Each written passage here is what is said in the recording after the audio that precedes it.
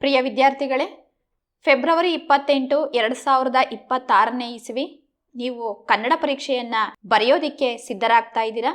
ಹಾಗಾಗಿ ನಾನು ನಿಮಗೆ ಒಳ್ಳೆಯ ಅಂಕಗಳನ್ನು ತೆಗೆಯೋದಕ್ಕೆ ಬಹಳಷ್ಟು ಅನುಕೂಲವಾಗಲಿ ಅನ್ನೋ ದೃಷ್ಟಿಯಿಂದ ಅತಿ ಮುಖ್ಯವಾದಂತಹ ಪ್ರಶ್ನೋತ್ತರಗಳನ್ನು ಇವತ್ತಿನ ತರಗತಿಯಲ್ಲಿ ತಿಳಿಸ್ಕೊಡ್ತಾ ಇದ್ದೀನಿ. ದಯವಿಟ್ಟು ಯಾರು ಎಲ್ಲೂ ವಿಡಿಯೋ ಸ್ಕಿಪ್ ಮಾಡದೇ ಇರೋ ಥರ ಸಂಪೂರ್ಣವಾಗಿ ನೋಡಿ ಇದರ ಲಾಭವನ್ನು ಪಡ್ಕೊಳ್ಳಿ.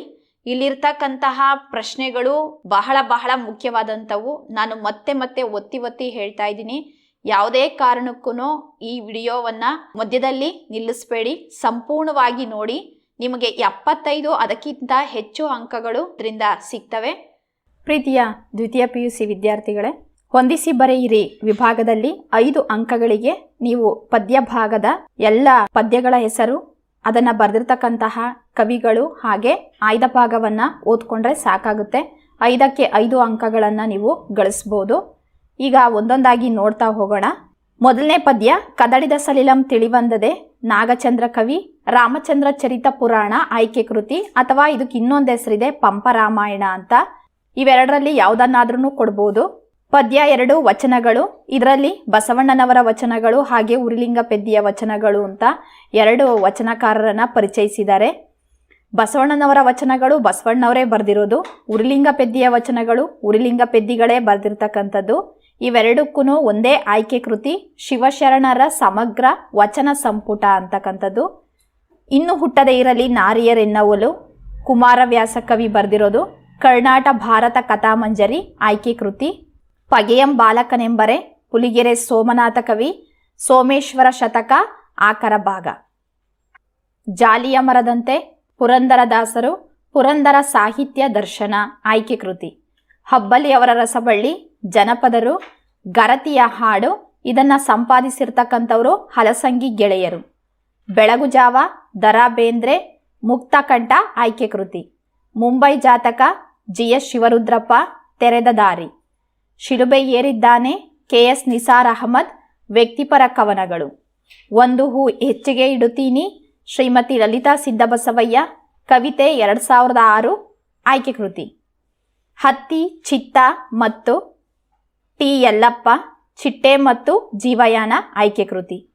ಒಮ್ಮೆ ನಗುತ್ತೇವೆ ಸುಕನ್ಯಾ ಮಾರುತಿ, ನಾನೆಂಬ ಮಾಯೆ ಆಯ್ಕೆ ಕೃತಿ.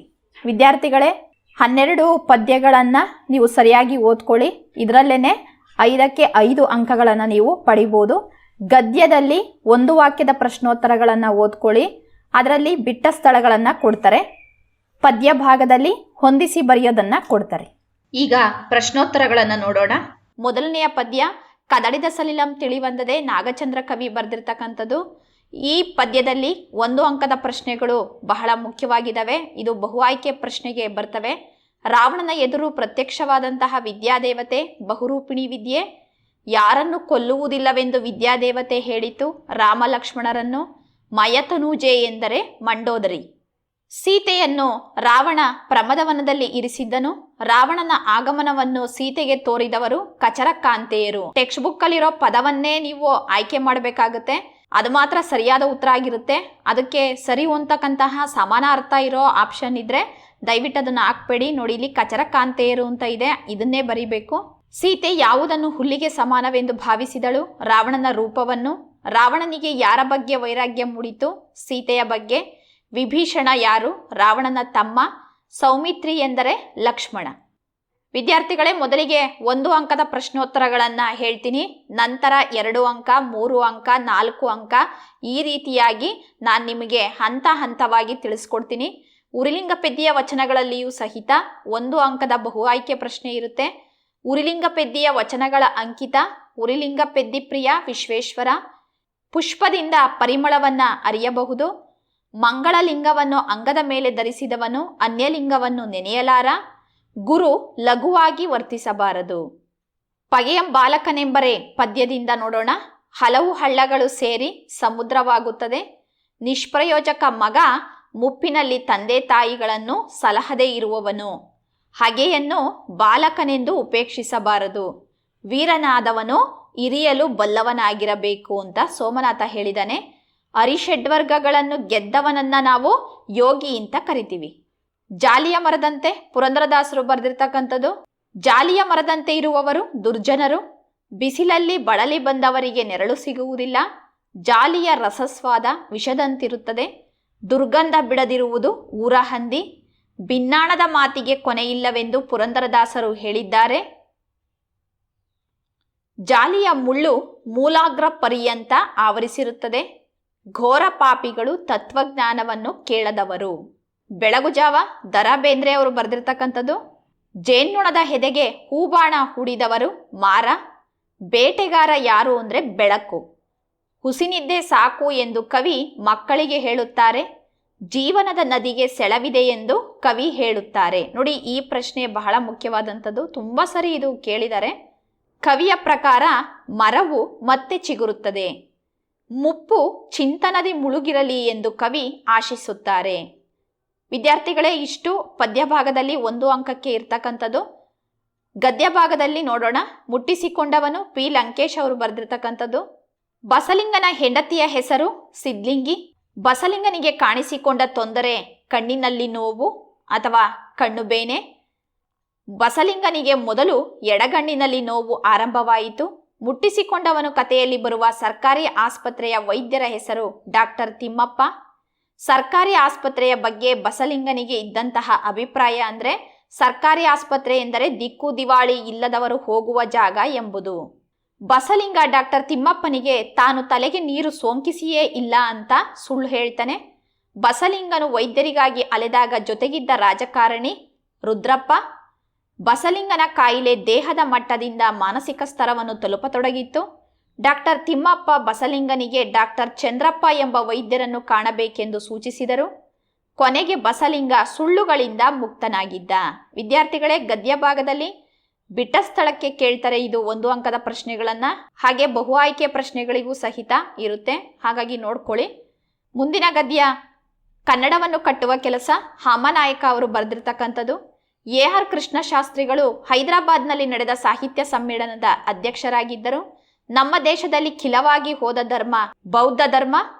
ಪ್ರಾಂತೀಯ ಭಾಷೆಗಳ ಸ್ಥಾನವನ್ನು ಆಕ್ರಮಿಸುತ್ತಿರುವ ಭಾಷೆಗಳು ಇಂಗ್ಲಿಷ್ ಮತ್ತು ಹಿಂದಿ. ಯಾವ ಯಾವ ಭಾಷೆಗೆ ಯಾವ ಯಾವ ಸ್ಥಾನವಿರಬೇಕೋ ಆ ಮರ್ಯಾದೆಯನ್ನು ನಾವು ಮೀರಬಾರದು.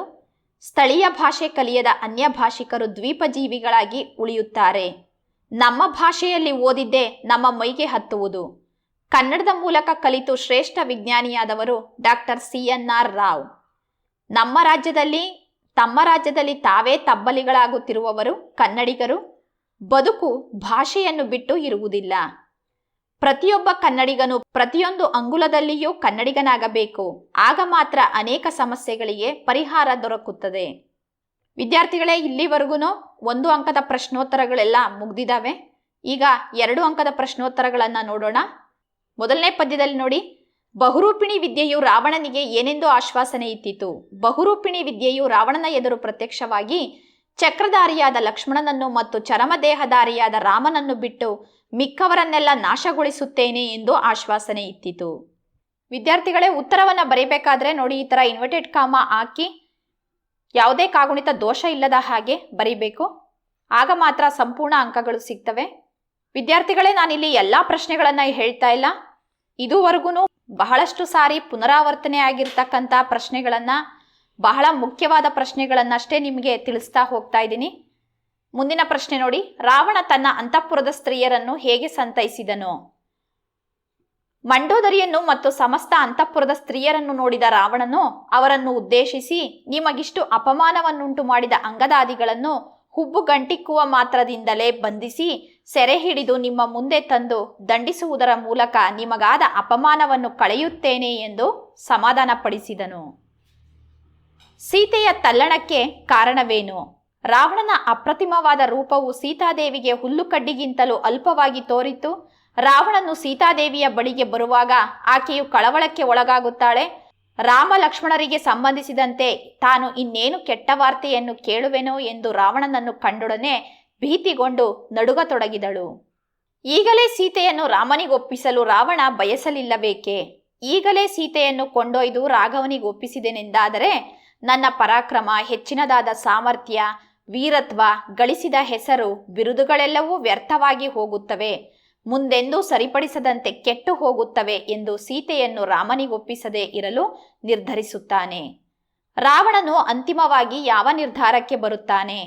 ರಾವಣನು ಅಂತಿಮವಾಗಿ ತನ್ನ ಬಾಹುಬಲವನ್ನು ಎರಡೂ ಸೇನೆಗಳು ಹೊಗಳುವಂತೆ ಯುದ್ಧ ಮಾಡಿ ಯುದ್ಧಾಂತ್ಯದಲ್ಲಿ ರಾಮಲಕ್ಷ್ಮಣರನ್ನು ರಥವಿಹೀನರನ್ನಾಗಿ ಅಥವಾ ರಥ ತ್ಯಜಿಸುವಂತೆ ಮಾಡಿ ಸೆರೆ ಹಿಡಿದು ಆ ಬಳಿಕ ಸೀತೆಯನ್ನು ಕೊಡುತ್ತೇನೆ ಎನ್ನುವ ನಿರ್ಧಾರಕ್ಕೆ ಬರುತ್ತಾನೆ. ಧನ ಮತ್ತು ಸುತನ ವಿಷಯದಲ್ಲಿ ಸೋಮನಾಥನ ಅಭಿಪ್ರಾಯವೇನು? ತಾನು ಅನುಭೋಗಿಸಲಾಗದ ಧನವಿದ್ದು ಏನು ಪ್ರಯೋಜನವಿಲ್ಲ. ಅದೇ ರೀತಿ ಸುತನಾದವನು ವೃದ್ಧಾಪ್ಯದಲ್ಲಿ ತಂದೆ ತಾಯಿಯರ ಸೇವೆ ಮಾಡಬೇಕು. ವೃದ್ಧಾಪ್ಯದಲ್ಲಿ ತಂದೆ ತಾಯಿಯರ ಸೇವೆ ಮಾಡದ ಮಗ ನಿಷ್ಪ್ರಯೋಜಕನಾಗುತ್ತಾನೆ ಎಂಬುದಾಗಿ ಸೋಮನಾಥ ಅಭಿಪ್ರಾಯ ಪಡುತ್ತಾನೆ. ರಾಜ ಮತ್ತು ಮಂತ್ರಿಗಳಿಗೆ ಯಾವ ಅರ್ಹತೆಗಳಿರಬೇಕೆಂದು ಸೋಮನಾಥನು ಹೇಳಿದ್ದಾನೆ. ರಾಜನಾಗಬೇಕಾದರೆ ಕೋಪವನ್ನು ತ್ಯಜಿಸಬೇಕು.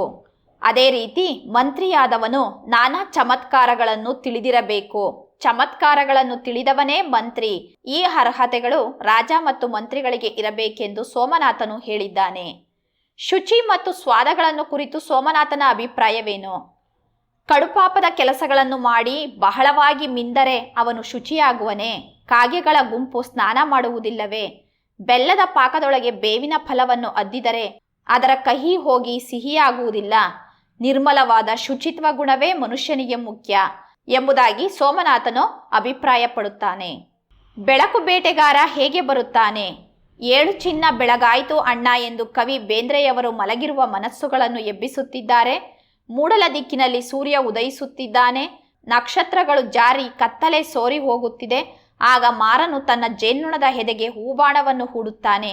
ಆಗ ಬೆಳಕಿನ ಬೇಟೆಗಾರ ಆಗಮಿಸುತ್ತಾನೆ. ಕವಿ ಬೇಂದ್ರೆ ಮಕ್ಕಳಿಗೆ ಬಾಳಿನ ಬಗ್ಗೆ ಕೊಡುವ ಸಂದೇಶವೇನು? ಕವಿ ಬೇಂದ್ರೆ ಬೆಳಗಿನ ವಿಶೇಷತೆಯನ್ನು ತಿಳಿಸುತ್ತಾ ಮಕ್ಕಳಲ್ಲಿ ಬೇಗ ನಿಮ್ಮ ಹುಸಿನಿದ್ದೆ ಬಿಟ್ಟು ಏನಾದರೂ ಸಾಧಿಸಲು ಎದ್ದೇಳಿ ಎನ್ನುತ್ತಿದ್ದಾರೆ. ಬಾಳಿನಲ್ಲಿ ಯೌವನವು ತುಂಬಿರುವವರೆಗೆ ಅದನ್ನು ಸಂಪೂರ್ಣವಾಗಿ ಸಾರ್ಥಕಪಡಿಸಿಕೊಳ್ಳಬೇಕು.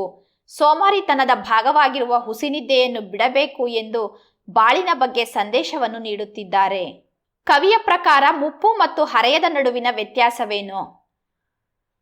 ಕವಿಯ ಪ್ರಕಾರ ಹರೆಯ ಜೀವನದ ಬೆಳಗುಜಾವ. ಹರೆಯ ಕಾಲದಲ್ಲಿ ಸಮಯವನ್ನು ವ್ಯರ್ಥವಾಗಿ ಕಳೆಯದೆ ಕಾರ್ಯಶೀಲರಾಗಿ ಜೀವನವನ್ನು ಸವಿಯಾಗಿಸಿಕೊಳ್ಳಬೇಕು.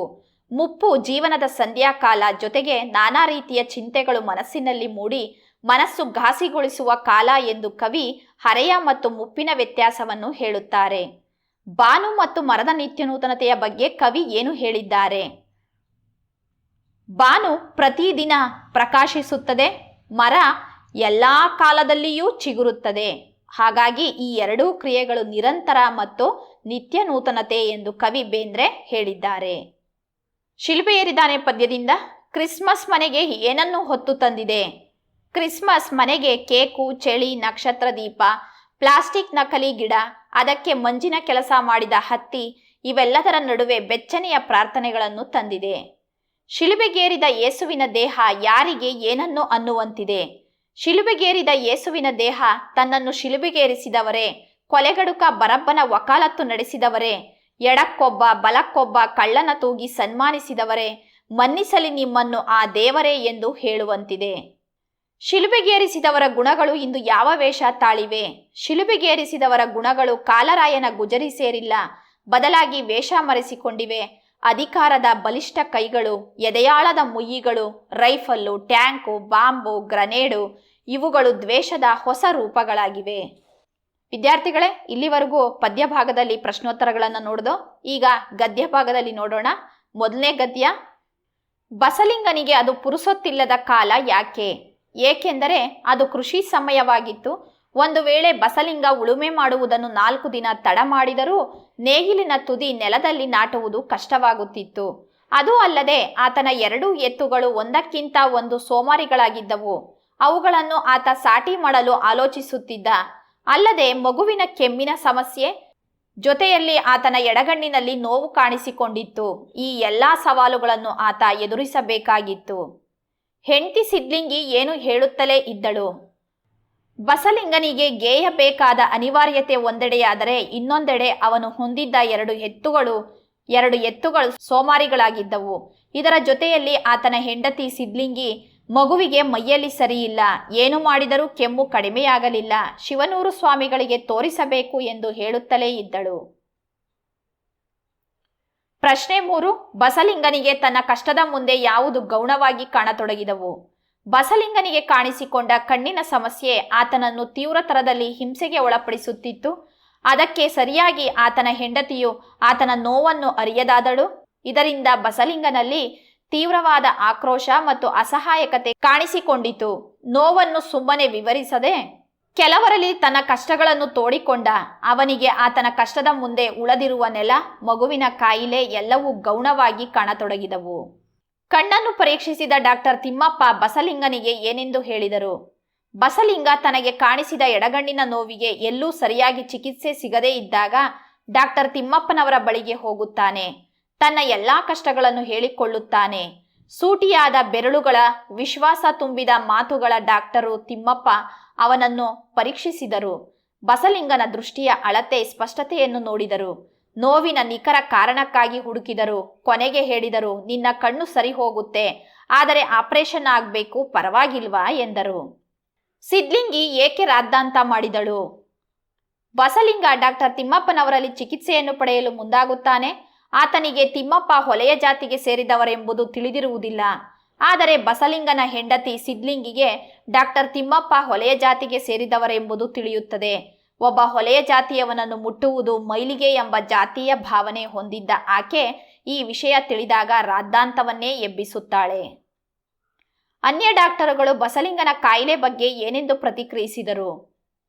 ಅನ್ಯ ಡಾಕ್ಟರುಗಳು ಇದಕ್ಕೆ ಆಪರೇಷನ್ನೇ ಬೇಕಿಲ್ಲ, ಆ ಡಾಕ್ಟರ್ ತಿಮ್ಮಪ್ಪನಿಗೆ ಬುದ್ಧಿ ಇಲ್ಲ, ಅದಕ್ಕೆ ಆಪರೇಷನ್ ಮಾಡಿದ್ದಾರೆ ಎಂದು ಔಷಧಿ ನೀಡಿ ಹಿತವಚನ ಕೊಟ್ಟರು. ಡಾಕ್ಟರ್ ಚಂದ್ರಪ್ಪ ಬಸಲಿಂಗನಿಗೆ ಡಾಕ್ಟರ್ ತಿಮ್ಮಪ್ಪನ ಬಗ್ಗೆ ಕೊಟ್ಟ ಅಭಿಪ್ರಾಯವೇನು? ಡಾಕ್ಟರ್ ತಿಮ್ಮಪ್ಪನವರಿಂದ ಆಗದ ಕೆಲಸ ನನ್ನಂಥವರಿಂದ ಸಾಧ್ಯವಿಲ್ಲ.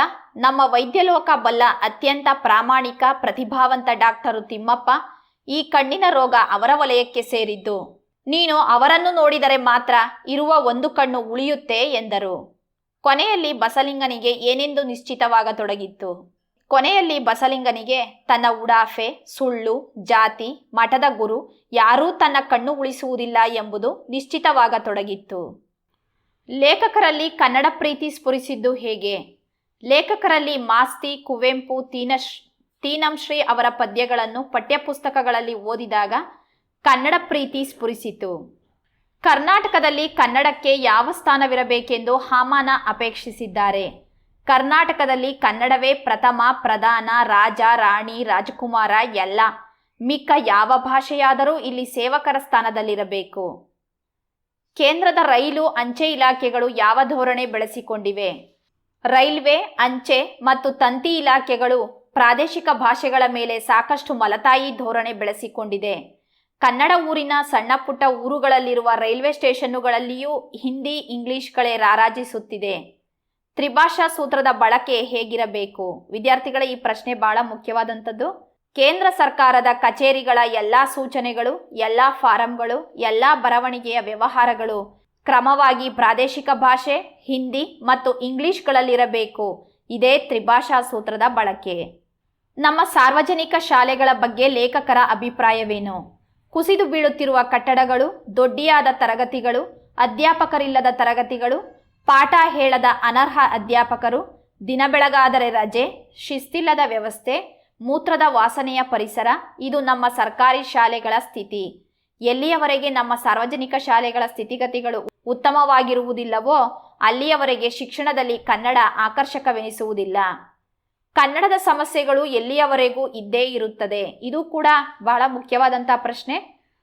ಎಲ್ಲಿಯವರೆಗೂ ಕನ್ನಡ ನಮ್ಮ ಆಡಳಿತ, ಶಿಕ್ಷಣದಲ್ಲಿ ಪ್ರಥಮವೂ ಪ್ರಧಾನವೂ ಆಗಿರುವುದಿಲ್ಲವೋ, ಎಲ್ಲಿಯವರೆಗೆ ಅದು ಜನಜೀವನದಲ್ಲಿ ತುಂಬಿಕೊಳ್ಳುವುದಿಲ್ಲವೋ, ಎಲ್ಲಿಯವರೆಗೆ ಕನ್ನಡಿಗರು ಸ್ವಾಭಿಮಾನಿಗಳಾಗುವುದಿಲ್ಲವೋ ಅಲ್ಲಿಯವರೆಗೂ ಕನ್ನಡದ ಸಮಸ್ಯೆಗಳು ಇದ್ದೇ ಇರುತ್ತವೆ.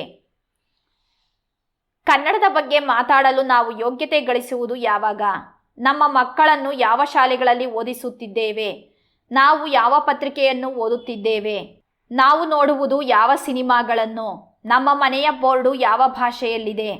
ಲಗ್ನ ಪತ್ರಿಕೆ, ಲೆಟರ್ ಹೆಡ್ ಅಚ್ಚಾಗಿರುವುದು ಯಾವ ಭಾಷೆಯಲ್ಲಿ? ಇಂತಹ 100 ಪ್ರಶ್ನೆಗಳನ್ನು ನಾವು ಕೇಳಿಕೊಳ್ಳಬೇಕು. ಅವುಗಳ ಉತ್ತರ ನಮ್ಮನ್ನು ಚುಚ್ಚದಿದ್ದರೆ ಮಾತ್ರ ಕನ್ನಡದ ಬಗ್ಗೆ ಮಾತಾಡಲು ನಾವು ಯೋಗ್ಯತೆ ಗಳಿಸಿದ್ದೇವೆ ಎಂದರ್ಥ. ಕಲಾಂ ಅವರು ಬಂಡೆಗಳ ಬಸಿರಲ್ಲಿ ಕಂಡದ್ದೇನು? ಕಲಾಂ ಅವರು ಒಬ್ಬ ಶಿಲ್ಪಿ. ಬೇರೆಯವರಿಗೆ ಬಂಡೆಯಾಗಿ ಕಾಣಿಸಿದ್ದು ಅವರಿಗೆ ಅದರೊಳಗೆ ಅಡಗಿರುವ ಶಿವಶಕ್ತಿಯಾಗಿ ಕಾಣಿಸುತ್ತದೆ. ಕುಗ್ರಾಮ ಇಮಾರತಿ ಇಂದು ವಿಶ್ವವಿಖ್ಯಾತ. ಕಗ್ಗಲ್ಲ ಬಂಜರು ನಾಡಿನಲ್ಲಿ ಬಂಡೆಗಳ ಬಸಿರಲ್ಲಿ ಶಿವನ ನಿಹಿತ ಶಕ್ತಿಯನ್ನು ಕಲಾಂ ಕಂಡರು.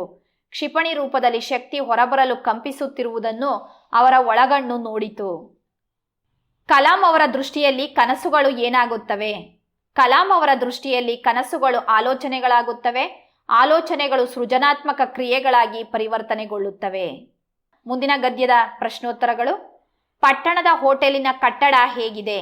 ಮನವನ್ನಾಕರ್ಷಿಸುವ ಭವ್ಯ ಕಟ್ಟಡವಿದೆ. ನಡೆದರೆ ಕಾಲು ಜಾರುವ ನಯವಾದ ಪರಸೆಯ ನೆಲವಿದೆ. ಕೂತರೆ ಮಾಸಿ ಹೋದೀತೆನ್ನುವ ಕುರ್ಚಿ ಇದೆ. ತಂಪಾದ ಫ್ಯಾನಿನ ಗಾಳಿ ಇದೆ. ಡೆಕೊಲಂನಿಂದ ಅಲಂಕೃತವಾದ ಟೇಬಲ್ಲು ಇದೆ. ಟೇಬಲ್ ಮೇಲೆ ಗ್ಲಾಸು ಇದೆ. ಗ್ಲಾಸಿನಲ್ಲಿ ನೀರು ಇದೆ. ಹಳ್ಳಿಯ ಚಹಾದ ಅಂಗಡಿ ಎಂದರೆ ಹೇಗಿರುತ್ತದೆ? ಹಳ್ಳಿಯ ಚಹಾದ ಅಂಗಡಿಯಲ್ಲಿ ಮುರುಕು ಬೆಂಚು ಇದೆ. 3 ಕಾಲಿನ ಕುರ್ಚಿ ಇದೆ. ಗಟ್ಟಿ ಹಾಲಿನ ಹೆಡಸು, ಚಹಾದ ಕಂಪು ಬಣ್ಣ ಎಲ್ಲ ಇದೆ. ಜೊತೆಗೆ ಆತ್ಮೀಯತೆ ಆತಿಥ್ಯವೂ ಇದೆ. ಭಾವೈಕ್ಯತೆ ಈ ದೇಶದಲ್ಲಿ ಎಲ್ಲಿದೆ? ಹಳ್ಳಿಯ ಹೋಟೆಲುಗಳು ಸಾರ್ವಜನಿಕರ ಕೂಟ. ಸರ್ವ ವಯಸ್ಸಿನ, ಸರ್ವ ಅಭಿರುಚಿ ಹವ್ಯಾಸಗಳ, ಸರ್ವ ಉದ್ಯೋಗದ, ಸರ್ವ ಜಾತಿಗಳ ಜನರಿಗೆ ಇಲ್ಲಿ ಸಮಾನವಾಗಿದೆ. ಹಳ್ಳಿಗಳಲ್ಲಿ ಸಮಾನತೆಯ ಬೀಜವನ್ನು ಬಿತ್ತಿ ಬೆಳೆದ ಸಂಸ್ಥೆ ಎಂದರೆ ಚಹಾ ಪಳಾರದ ಅಂಗಡಿಯೇ ಆಗಿದೆ. ಭಾವೈಕ್ಯತೆ ನಮ್ಮ ದೇಶದಲ್ಲಿ ಎಲ್ಲಿಯಾದರೂ ಇದ್ದಿದ್ದರೆ ಅದು ನಮ್ಮ ಹಳ್ಳಿಯ ಚಹಾ ಪಳಾರದ ಅಂಗಡಿಯಲ್ಲಿ. ರೋಗಿಗಳ ಹಾಗೂ ಪಥ್ಯ ಮಾಡುವವರ ಜಿದ್ದು ಎಂತಹದು? ವಿದ್ಯಾರ್ಥಿಗಳ ಈ ಪ್ರಶ್ನೆ ಮುಖ್ಯವಾದಂಥದ್ದು. ಮನೆಯಲ್ಲಿ ಪಥ್ಯ ಮಾಡುತ್ತಾ ಹೋಟೆಲಿನಲ್ಲಿ ಕರಿದ ಪದಾರ್ಥಗಳನ್ನು ಜಡಿಯುವ ರೋಗಿಗಳ ಹಾಗೂ ಪಥ್ಯ ಮಾಡುವವರ ಜೆಡ್ಡೆಂದು ನೆಟ್ಟಗಾಗದು. ಹಾಗೂ ಸಾಯುತ್ತೇವೆ, ಹೀಗೂ ಸಾಯುತ್ತೇವೆ, ಕರಿದಿದ್ದನ್ನು ತಿಂದು ಸಾಯುತ್ತೇವೆ ಎನ್ನುವುದು ಅವರ ಜಿದ್ದು. ವಿದ್ಯಾರ್ಥಿಗಳೇ, ಈಗ 3 ಅಂಕದ ಪ್ರಶ್ನೋತ್ತರಗಳು ಅಂದರೆ ಸಂದರ್ಭದ ಪ್ರಶ್ನೆಗಳು. ಇಲ್ಲಿ 3 ಪದ್ಯ ನಿಮಗೆ ಬಹಳ ಮುಖ್ಯವಾದಂಥದ್ದು. 3ನೇ ಪದ್ಯ ಇನ್ನೂ ಹುಟ್ಟದೇ ಇರಲಿ ನಾರಿಯರೆನ್ನವಲು. ನೋಡಿ, ಇದರಲ್ಲಿ ಬಹಳ ಮುಖ್ಯವಾದ ಪ್ರಶ್ನೆಗಳನ್ನಷ್ಟೇ ನಾನಿಲ್ಲಿ ಕೊಟ್ಟಿದ್ದೀನಿ. ಅವುಗಳನ್ನ ನಿಮ್ಮ ನೋಟ್ಸಲ್ಲಿ ಮಾರ್ಕ್ ಮಾಡ್ಕೊಳ್ಳಿ. ಅವನ್ನೆಲ್ಲ ಚೆನ್ನಾಗಿ ಓದ್ಕೊಳ್ಳಿ. ಮೊದಲು ಆಯ್ಕೆ ಬರೀಬೇಕು. ಆಮೇಲೆ ಮಾತನ್ನು ಯಾರಿಗೆ ಹೇಳಿದ್ರು ಅಂತ ಬರೀಬೇಕು. ಆಮೇಲೆ ಆ ಸಂದರ್ಭದ ವಿವರಣೆ ಬರೀಬೇಕು. ಕೊನೆಯಲ್ಲಿ ಆ ಮಾತಿನ ಸ್ವಾರಸ್ಯ ಏನು ಅನ್ನೋದನ್ನು ಬರೀಬೇಕು. ಹೀಗೆ ಹಂತ ಹಂತವಾಗಿ 4 ಹಂತಗಳಲ್ಲಿ ಬರೀಬೇಕು ನೋಡಿ. ಆಗ್ಲಷ್ಟೇ ನಿಮಗೆ 3 ಅಂಕಗಳು ಸಿಗ್ತವೆ. ಹಾಗೆ ನೋಡ್ತಾ ಹೋಗಿ.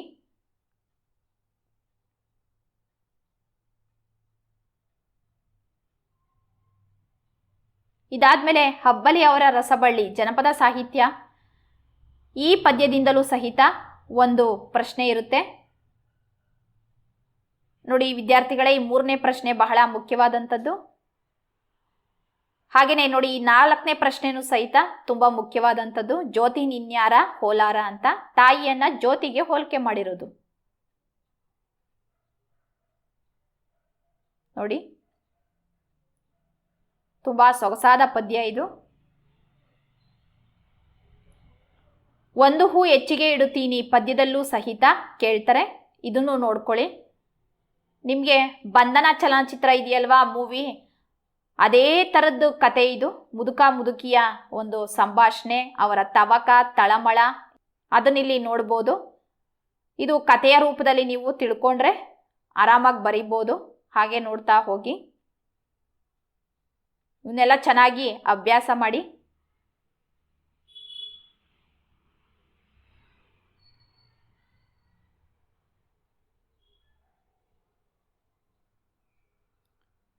ವಿದ್ಯಾರ್ಥಿಗಳೇ, ಒಂದು ವೇಳೆ ನಿಮಗೆ 3ನೇ ಪದ್ಯ ಏನಾದ್ರೂ ಹಳಗನ್ನಡ ಪದ್ಯ ಕಷ್ಟ ಅಂತ ಅನ್ಸಿದ್ರೆ ಹಬ್ಬಲಿ ಅವರ ರಸಬಳ್ಳಿ ಮತ್ತೆ ಒಂದು ಹೂ ಹೆಚ್ಚಿಗೆ ಇಡುತ್ತೇನೆ ಈ 2 ಪದ್ಯಗಳಲ್ಲಿರೋ ಸಂದರ್ಭಗಳನ್ನು ನೋಡಿಕೊಂಡ್ರೆ ಸಾಕು.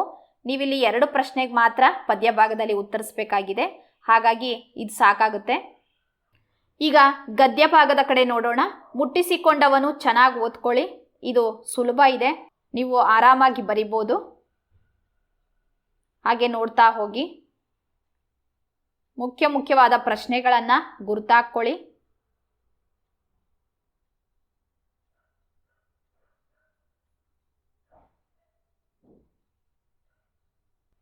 ಆಯ್ಕೆ ಇದೆ ನಮ್ಮ ಕೈಯಲ್ಲಿ.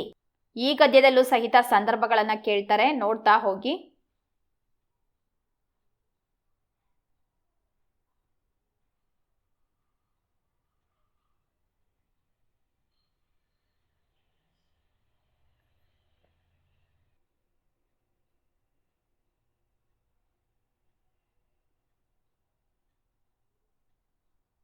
ತಿರುಳುಗನ್ನಡದ ಬೆಳ್ನುಡಿ ಗದ್ಯದಲ್ಲಿ ಸಂದರ್ಭದ ಪ್ರಶ್ನೋತ್ತರಗಳು.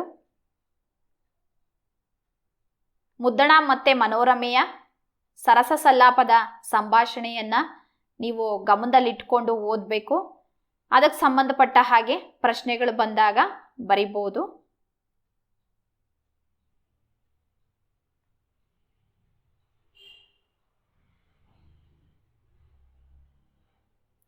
ವಿದ್ಯಾರ್ಥಿಗಳೇ, ಗದ್ಯ ಭಾಗದಲ್ಲಿ ಒಂದು ಸಂದರ್ಭ ಮಾತ್ರ ನೀವು ಬರಿಬೇಕಾಗಿರೋದು. ಹಾಗಾಗಿ ಮುಟ್ಟಿಸಿಕೊಂಡವನು ಗದ್ಯವನ್ನ ಚೆನ್ನಾಗಿ ಓದ್ಕೊಳ್ಳಿ, ನಿಮಗೆ ಬರೆಯೋದಿಕ್ಕೆ ಬಹಳ ಸುಲಭ ಆಗುತ್ತೆ. ಈಗ 4 ಅಂಕದ ಪ್ರಶ್ನೋತ್ತರಗಳನ್ನ ನೋಡೋಣ. ಮೊದಲನೇ ಪದ್ಯದಲ್ಲಿ ನೋಡಿ, ಇಲ್ಲಿ ಬಹಳ ಮುಖ್ಯವಾದಂಥದ್ದು ಮೊದಲನೇ ಪ್ರಶ್ನೆ. ರಾವಣನು ಬಹುರೂಪಿಣಿ ವಿದ್ಯೆಯನ್ನ ಒಲಿಸಿಕೊಂಡಂತಹ ಸಂದರ್ಭವನ್ನ ವಿವರವಾಗಿ ಬರೆಯಿರಿ ಅಂತಂದ್ರೆ ಮೊದಲನೇ ಪ್ಯಾರ ಏನಿದೆಯೋ ಅದನ್ನ ವಿವರಣಾತ್ಮಕವಾಗಿ ಬರೀಬೇಕು. ನೋಡಿ, ಈ ರೀತಿಯಾಗಿ ಬರೀಬೇಕು. ಎರಡನೇ ಪ್ರಶ್ನೆನೂ ಅಷ್ಟೇ ಬಹಳ ಮುಖ್ಯ. ಪ್ರಮದವನದಲ್ಲಿ ರಾವಣ ಮತ್ತೆ ಸೀತೆಯರ ನಡುವೆ ನಡೆದಂತ ಸಂಭಾಷಣೆಯನ್ನ ವಿವರಿಸಿ ಅಂತಂದ್ರೆ ರಾವಣ ಮತ್ತೆ ಸೀತೆಯ ಸಂಭಾಷಣೆಯನ್ನ ಬರೀಬೇಕು. ರಾವಣನ ಮನಪರಿವರ್ತನೆಯ ಸಂದರ್ಭ ಅಂತ ಅಂದಾಗ ಸೀತೆ ಮೂರ್ಛೆ ಹೋಗಿ ಬಿದ್ದ ಮೇಲೆ ರಾವಣನ ಮನಸ್ಸು ಹೇಗೆಲ್ಲ ಪರಿವರ್ತನೆ ಆಗುತ್ತೆ ಅಲ್ವಾ, ಅದನ್ನ ಬರೀಬೇಕು ನೀವು. ಅವನ ಮನಸ್ಸು ಹೇಗೆ ಪರಿವರ್ತನೆ ಆಯಿತು ಅಂದರೆ ಎಲ್ಲರೂ ಸೀತೆ ಮೂರ್ಛೆ ಬಂದು ಬಿದ್ಲು, ಆಗ ರಾವಣನ ಮನಸ್ಸು ಪರಿವರ್ತನೆ ಆಯಿತು ಅಂತ ಬರೀತೀರಾ. ಅದಕ್ಕೆ ಮುಂಚಿನ ಆನ್ಸರ್ನ, ಅದು ತಪ್ಪದು. ಸೀತೆ ಮೂರ್ಛೆ ಬಂದು ಬಿದ್ದಾದ್ಮೇಲೆ ಏನು ನಡೀತು ಅದು ರಾವಣನ ಮನ ಪರಿವರ್ತನೆ. ಅದು ಕೊನೆಯವರೆಗೂ ಬರೀಬೇಕು ನೀವು.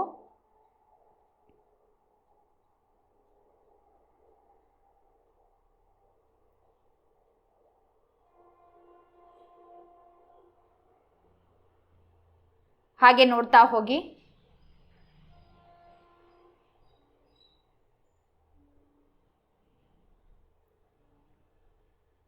ವಿದ್ಯಾರ್ಥಿಗಳೇ, ಈ ಮೊದಲನೇ ಪದ್ಯವನ್ನ ಚೆನ್ನಾಗಿ ಓದ್ಕೊಳ್ಳಿ.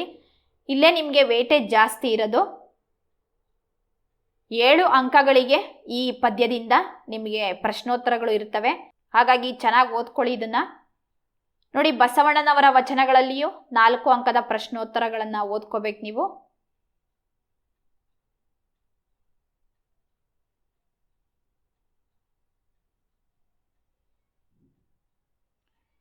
ಇನ್ನೂ ಹುಟ್ಟದೇ ಇರಲಿ ನಾರಿಯರೆನ್ನ ಒಲು, ಈ ಪದ್ಯದಲ್ಲೂ ಸಹಿತ 4 ಅಂಕದ ಪ್ರಶ್ನೋತ್ತರಗಳು ಬರ್ತವೆ.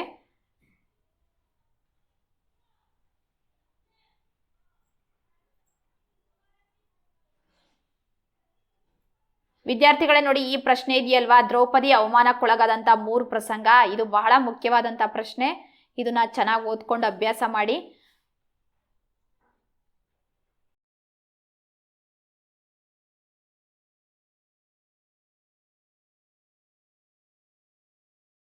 ಮುಂಬೈ ಜಾತಕ ಪದ್ಯದಿಂದ 4 ಅಂಕದ ಪ್ರಶ್ನೋತ್ತರಗಳು ಬರ್ತವೆ ನೋಡಿ.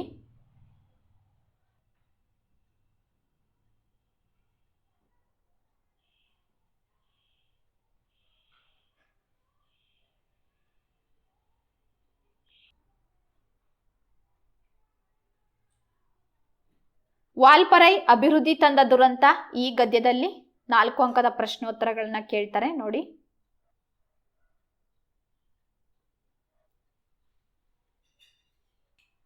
ವಿದ್ಯಾರ್ಥಿಗಳೇ, ಈ ಪ್ರಶ್ನೆ ಬಹಳ ಮುಖ್ಯವಾದಂಥದ್ದು. ಸಿಂಹಬಾಲದ ಕೋತಿಗಳು ಮತ್ತೆ ಹಾಡು ಹಕ್ಕಿಗಳಿಗಾದಂಥ ಅನಾನುಕೂಲಗಳು ಯಾವುವು ಅಂತ ಇದೆಯಲ್ವಾ, ಇದು ಬಹಳ ಮುಖ್ಯವಾದಂಥ ಪ್ರಶ್ನೆ.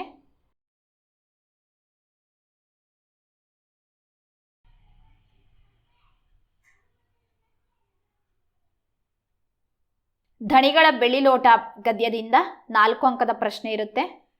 ಇಲ್ಲಿ ಮೊದಲನೇ ಪ್ರಶ್ನೆ ಬಹಳ ಮುಖ್ಯವಾದಂಥದ್ದು. ಹಾಗೇನೆ ಎರಡನೇ ಪ್ರಶ್ನೆ,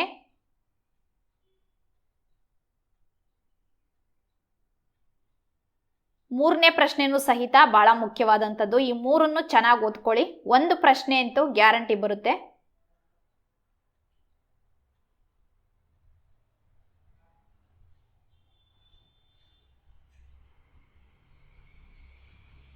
ಈ ಪ್ರಶ್ನೆನೂ ಸಹಿತ ಮುಖ್ಯವಾದಂಥದ್ದು. ವಿದ್ಯಾರ್ಥಿಗಳೇ, ಇದಿಷ್ಟು ಗದ್ಯ ಮತ್ತು ಪದ್ಯಕ್ಕೆ ಸಂಬಂಧಪಟ್ಟ ಹಾಗೆ ಪ್ರಶ್ನೋತ್ತರಗಳು. ಕೃಷ್ಣೇಗೌಡರ ಆನೆ ದೀರ್ಘಗದ್ಯ ಏನಿದೆ ಅದರಲ್ಲಿ ಮುಖ್ಯವಾದಂತಹ ಪ್ರಶ್ನೋತ್ತರಗಳನ್ನು ನೋಡೋಣ. ಪ್ರಿಯ ವಿದ್ಯಾರ್ಥಿಗಳೇ, ಕೃಷ್ಣೇಗೌಡನ ಆನೆ ದೀರ್ಘಗದ್ಯದಿಂದ ಬಹುಮುಖ್ಯವಾದ ಪ್ರಶ್ನೆಗಳನ್ನು ಇಲ್ಲಿ ನೋಡ್ಬೋದು. 1 ಅಂಕದ ಪ್ರಶ್ನೋತ್ತರಗಳನ್ನು ತಿಳ್ಕೊಳ್ಳೋಣ. ದುರ್ಗಪ್ಪ ನಿರೂಪಕರಿಂದ ಕೊಡಲಿ ಕೇಳಿ ಪಡೆಯಲು ಬಂದಿದ್ದನು. ಟೆಲಿಫೋನ್ ಡಿಪಾರ್ಟ್ಮೆಂಟ್ ದುರ್ಗಪ್ಪನ ಪ್ರಕಾರ ತರ್ಲೆ ಡಿಪಾರ್ಟ್ಮೆಂಟ್ ಆಗಿತ್ತು. ಕೃಷ್ಣೇಗೌಡರ ಆನೆಯು ಮೊದಲು ಗೂಳೂರು ಮಠದಲ್ಲಿತ್ತು. ಕೃಷ್ಣೇಗೌಡರ ಆನೆಯ ಹೆಸರು ಗೌರಿ. ಆನೆಯ ಮಾವುತನ ಹೆಸರು ವೇಲಾಯುಧ. ರಹಮಾನ್ ಐ ವಿಟ್ನೆಸ್ ಎಂದು ಜುಬೇದಾಳನ್ನು ತೋರಿಸಿದ.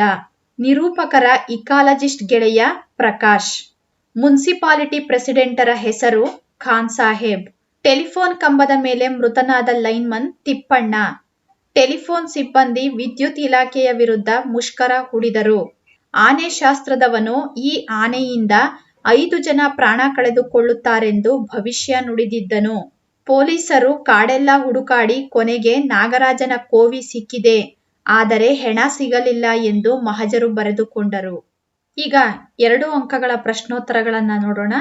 ನಮ್ಮ ಕಡೆ ಕೆಮ್ಮುವುದು ಕಾಲಿಂಗ್ ಬೆಲ್ ಇದ್ದ ಹಾಗೆ ಎಂದು ನಿರೂಪಕರು ಹೇಳುವುದೇಕೆ? ಮನೆ ಬಳಿ ಬಂದವರು ಗಮನ ಸೆಳೆಯಲು ಕೆಮ್ಮುವುದು, ಕ್ಯಾಕರಿಸುವುದು ಮಾಡಿ ಗಲಾಟೆ ಮಾಡುತ್ತಿದ್ದರು. ಬಹುಶಃ ಭಾಷೆ ಉಪಯೋಗಿಸಿ ಕರೆಯಬೇಕೆಂದಾದರೆ ಮನೆಯವರ ಹೆಸರೇನು? ಹೆಸರು ಹಿಡಿದು ಕರೆಯಬೇಕೋ, ಸ್ವಾಮಿ ಎನ್ನಬೇಕೋ? ಬಹುವಚನ ಉಪಯೋಗಿಸಬೇಕೋ, ಏಕವಚನವೋ? ಭಾಷೆ ಉಪಯೋಗಿಸಿ ಕರೆಯಬೇಕೆಂದಾದಲ್ಲಿ ಹಲವು ಬಿಕ್ಕಟ್ಟುಗಳನ್ನು ಎದುರಿಸಬೇಕು. ಅದರ ಬದಲು 1-2 ಸಾರಿ ಕೆಮ್ಮಿದರೆ ಈ ಎಲ್ಲ ತೊಂದರೆಗಳೇ ಇರುವುದಿಲ್ಲ ಎನ್ನುವುದು ನಿರೂಪಕರ ಅಭಿಪ್ರಾಯ. ದುರ್ಗಪ್ಪ ಏಕೆ ಬಂದಿರಬಹುದೆಂದು ನಿರೂಪಕರು ಯೋಚಿಸಿದರು.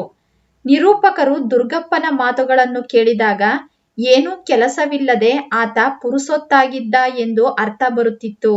ಹಾಗಿದ್ದರೆ ಏನೋ ಇನಾಮು ಕೇಳಲೋ ಅಥವಾ ಚಂದ ವಸೂಲಿಗೋ, ಇಲ್ಲವೇ ಮನೆ ಉಪಯೋಗಕ್ಕೆ ಕಾಫಿ ಬೀಜವನ್ನೋ ಏಲಕ್ಕಿಯನ್ನೋ ಕೇಳಲು ಈ ರೀತಿ ಪೀಠಿಕೆ ಹಾಕಿರಬಹುದೆಂದು ಯೋಚಿಸಿದರು. ಕೃಷ್ಣೇಗೌಡರ ಆನೆ ಹುಟ್ಟಿ ಬೆಳೆದ ಬಗೆ ಹೇಗೆ? ಕೃಷ್ಣೇಗೌಡರ ಆನೆ ಕಾಡಿನಿಂದ ಹಿಡಿದು ತಂದು ಪಳಗಿಸಿದ ಆನೆಯಲ್ಲ. ಘಟ್ಟದ ಕೆಳಗಿದ್ದ ಗೂಳೂರು ಮಠದ ಆನೆ ಹಾಕಿದ ಮರಿಯೇ ಇದಾಗಿತ್ತು. ಇದು ಹುಟ್ಟಿದ್ದು ಬೆಳೆದದ್ದು ಎಲ್ಲ ಜನಗಳ ನಡುವೆಯೇ. ಹಾಗಾಗಿ ಅದಕ್ಕೆ ಕಾಡಿನ ಬಗ್ಗೆಯಾಗಲಿ ಕಾಡಿನಲ್ಲಿರುವ ಇತರ ಕಾಡಾನೆಗಳ ಬಗ್ಗೆಯಾಗಲಿ ಏನೂ ತಿಳುವಳಿಕೆ ಇರಲಿಲ್ಲ. ಮಠದವರಿಗೆ ಆನೆಗಿಂತ ವೇಲಾಯುಧನನ್ನು ಸಾಕಲು ತ್ರಾಸವಾದುದೇಕೆ?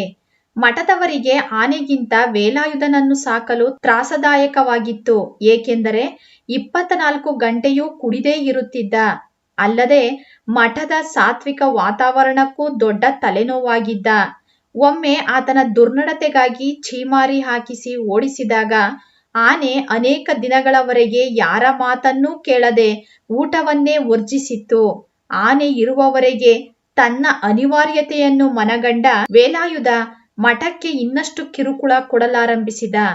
ಆನೆ ಸಾಕುವುದರ ಬಗ್ಗೆ ಜನರ ನಂಬಿಕೆ ಏನಾಗಿತ್ತು? ಆನೆ ಸಾಕುವುದು ಎಂದರೆ ಎಲೆಕ್ಷನ್ನಿಗೆ ನಿಂತ ಹಾಗೆ.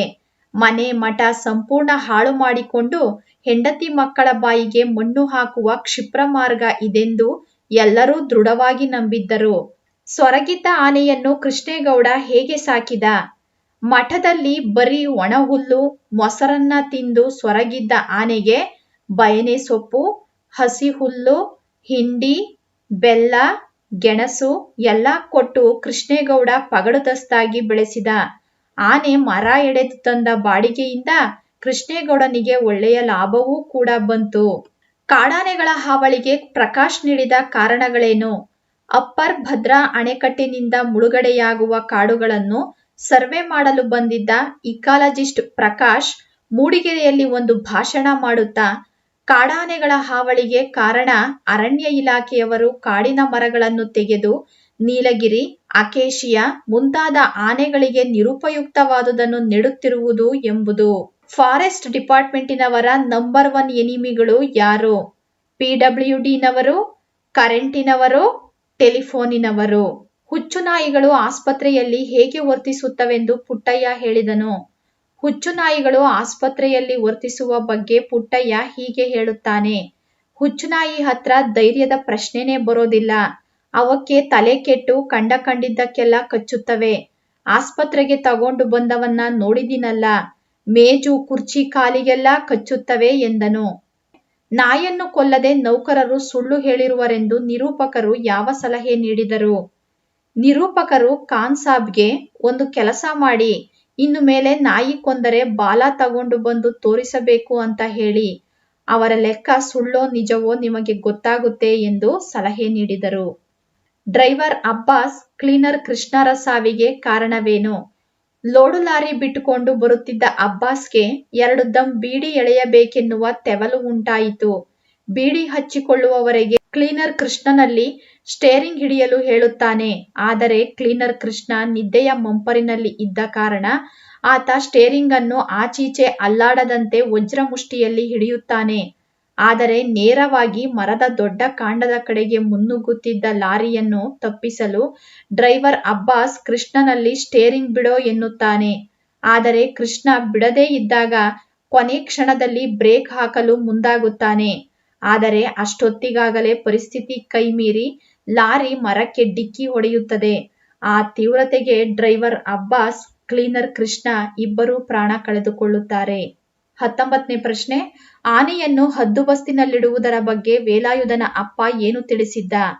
ಆನೆಯನ್ನು ಹದ್ದುಬಸ್ತಿನಲ್ಲಿಡುವುದರ ಬಗ್ಗೆ ವೇಲಾಯುಧನ ಅಪ್ಪ ಹೀಗೆ ಹೇಳಿದ್ದ.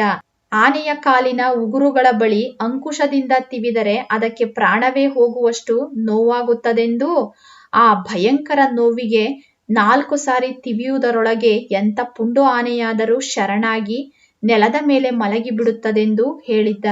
ಪ್ರಿಯ ವಿದ್ಯಾರ್ಥಿಗಳೇ, ಕೃಷ್ಣೇಗೌಡನ ಆನೆ ದೀರ್ಘಗದ್ಯಕ್ಕೆ ಸಂಬಂಧಪಟ್ಟ ಹಾಗೆ ಸಂದರ್ಭದ ವಿವರಣೆಯನ್ನ ನೋಡೋಣ. ಆನೆಗೂ ಮಾನ ಮರ್ಯಾದೆ ಇರುತ್ತೆ ತಿಳ್ಕೋ. ಆಯ್ಕೆ: ಈ ಮೇಲಿನ ವಾಕ್ಯವನ್ನು ಕೆಪಿ ಪೂರ್ಣಚಂದ್ರ ತೇಜಸ್ವಿ ಅವರು ರಚಿಸಿದ ಕಿರಗೂರಿನ ಗಯ್ಯಾಳಿಗಳು ಎಂಬ ಕೃತಿಯಿಂದ ಆಯ್ದ ಕೃಷ್ಣೇಗೌಡನ ಆನೆ ಎಂಬ ನೀಳ್ಗತೆಯಿಂದ ಆಯ್ದುಕೊಳ್ಳಲಾಗಿದೆ. ಸಂದರ್ಭ ಮತ್ತೆ ವಿವರಣೆಯನ್ನ ಹೇಳ್ತಾ ಹೋಗ್ತೀನಿ. ಸಂದರ್ಭ: ನೆರೆದಿದ್ದ ಜನರು ರಹಮಾನ್ ಸಾಬಿಗೆ ಹೇಳುವ ಮಾತು ಇದಾಗಿದೆ. ವಿವರಣೆ: ಒಮ್ಮೆ ಆನೆಯು ರಹಮಾನ್ ಸಾಬಿಯ ಪೆಟ್ಟಿಗೆ ಅಂಗಡಿಯನ್ನು ದೂಡಿ ಬೀಳಿಸಿತು. ಆಗ ರಹಮಾನ್ ದೊಡ್ಡ ರಂಪಾಟವನ್ನೇ ಮಾಡಿದ. ಈ ನಡುವೆ ವೇಲಾಯುಧ ಅಲ್ಲಿಗೆ ಆಗಮಿಸಿ ಆನೆಯ ಪರ ನಿಂತ. ಆಗ ರಹಮಾನ್ ಜುಬೇದಾಳನ್ನು ಪ್ರತ್ಯಕ್ಷ ಸಾಕ್ಷಿ ಎಂಬಂತೆ ಆಕೆಯಲ್ಲಿ ಕೇಳಿ ಎಂದ. ಆದರೆ ಆಕೆ ರಹಮಾನ್ನ ಪರ ಮಾತನಾಡದೆ ಆನೆಯ ಪರವಾಗಿ ಮಾತನಾಡುತ್ತಾ ರಹಮಾನ್ ಏನೋ ಅನ್ನಬಾರದನ್ನು ಅಂದ ಎಂದು ಹೇಳುತ್ತಾಳೆ. ಆಗ ಅಲ್ಲಿ ನೆರೆದಿರುವ ಎಲ್ಲರೂ ಆನೆಗೆ ಒಂದು ವ್ಯಕ್ತಿತ್ವವನ್ನು ಆರೋಪಿಸುತ್ತಾ ಈ ಮೇಲಿನಂತೆ ಹೇಳುತ್ತಾರೆ. ವೆಪನ್ ಸಾರ್, ವೆಪನ್ ನಮಗೆ ಮುಖ್ಯ. ಸಂದರ್ಭ: ಈ ಮಾತನ್ನು ನಾಗರಾಜ್ ನಿರೂಪಕರಲ್ಲಿ ಹೇಳುತ್ತಾನೆ. ವಿವರಣೆ: ನಾಗರಾಜ್ನ ಕಚೇರಿಗೆ ಬಂದ ನಿರೂಪಕರು, ಅಲ್ರಿ ನಾಗರಾಜ್, ನಿಮ್ಮ ಡಿಪಾರ್ಟ್ಮೆಂಟಿನ ಮರ ಕಡಿದರೆ ನೀವು ಅವನ ಮೇಲೆ ಕ್ರಮ ತೆಗೆದುಕೊಳ್ಳಿ. ನನ್ನ ಕೊಡಲಿ ಯಾಕೆ ತಂದು ಇಟ್ಟುಕೊಂಡಿದ್ದೀರಾ ಎಂದು ಕೇಳುತ್ತಾರೆ. ಆಗ ನಾಗರಾಜ ತನ್ನ ಎದುರಿನ ಕುರ್ಚಿ ತೋರಿಸಿ ಕೂತ್ಕೊಳ್ಳಿ ಎನ್ನುತ್ತಾ ಈ ಮೇಲಿನಂತೆ ಹೇಳುತ್ತಾನೆ. ಸಂದರ್ಭ 6. ನಿನ್ನ ಪುಕಾರೇನಿದ್ರೂ ಬರವಣಿಗೆಯಲ್ಲಿ ಇರಬೇಕು. ಈ ಮಾತನ್ನು ನಾಗರಾಜ ದುರ್ಗಪ್ಪನಲ್ಲಿ ಹೇಳುತ್ತಾನೆ. ಮರ ಕಡಿಯುತ್ತಿದ್ದ ಆರೋಪದ ಮೇಲೆ ದುರ್ಗಪ್ಪನನ್ನು ಲಾಕಪ್ಪಿಗೆ ಹಾಕಿಸುವೆನೆಂದು ನಾಗರಾಜ ಹೇಳಿದಾಗ ದುರ್ಗಪ್ಪ ಮರವನ್ನು ತಾನು ಕಡಿದಿಲ್ಲವೆಂದು, ಕೃಷ್ಣೇಗೌಡರ ಆನೆ ಮುರಿದು ಬೀಳಿಸಿದ್ದೆಂದು ಹಳೆ ಪ್ರವರ ಪುನರಾವರ್ತನೆ ಮಾಡುತ್ತಾನೆ.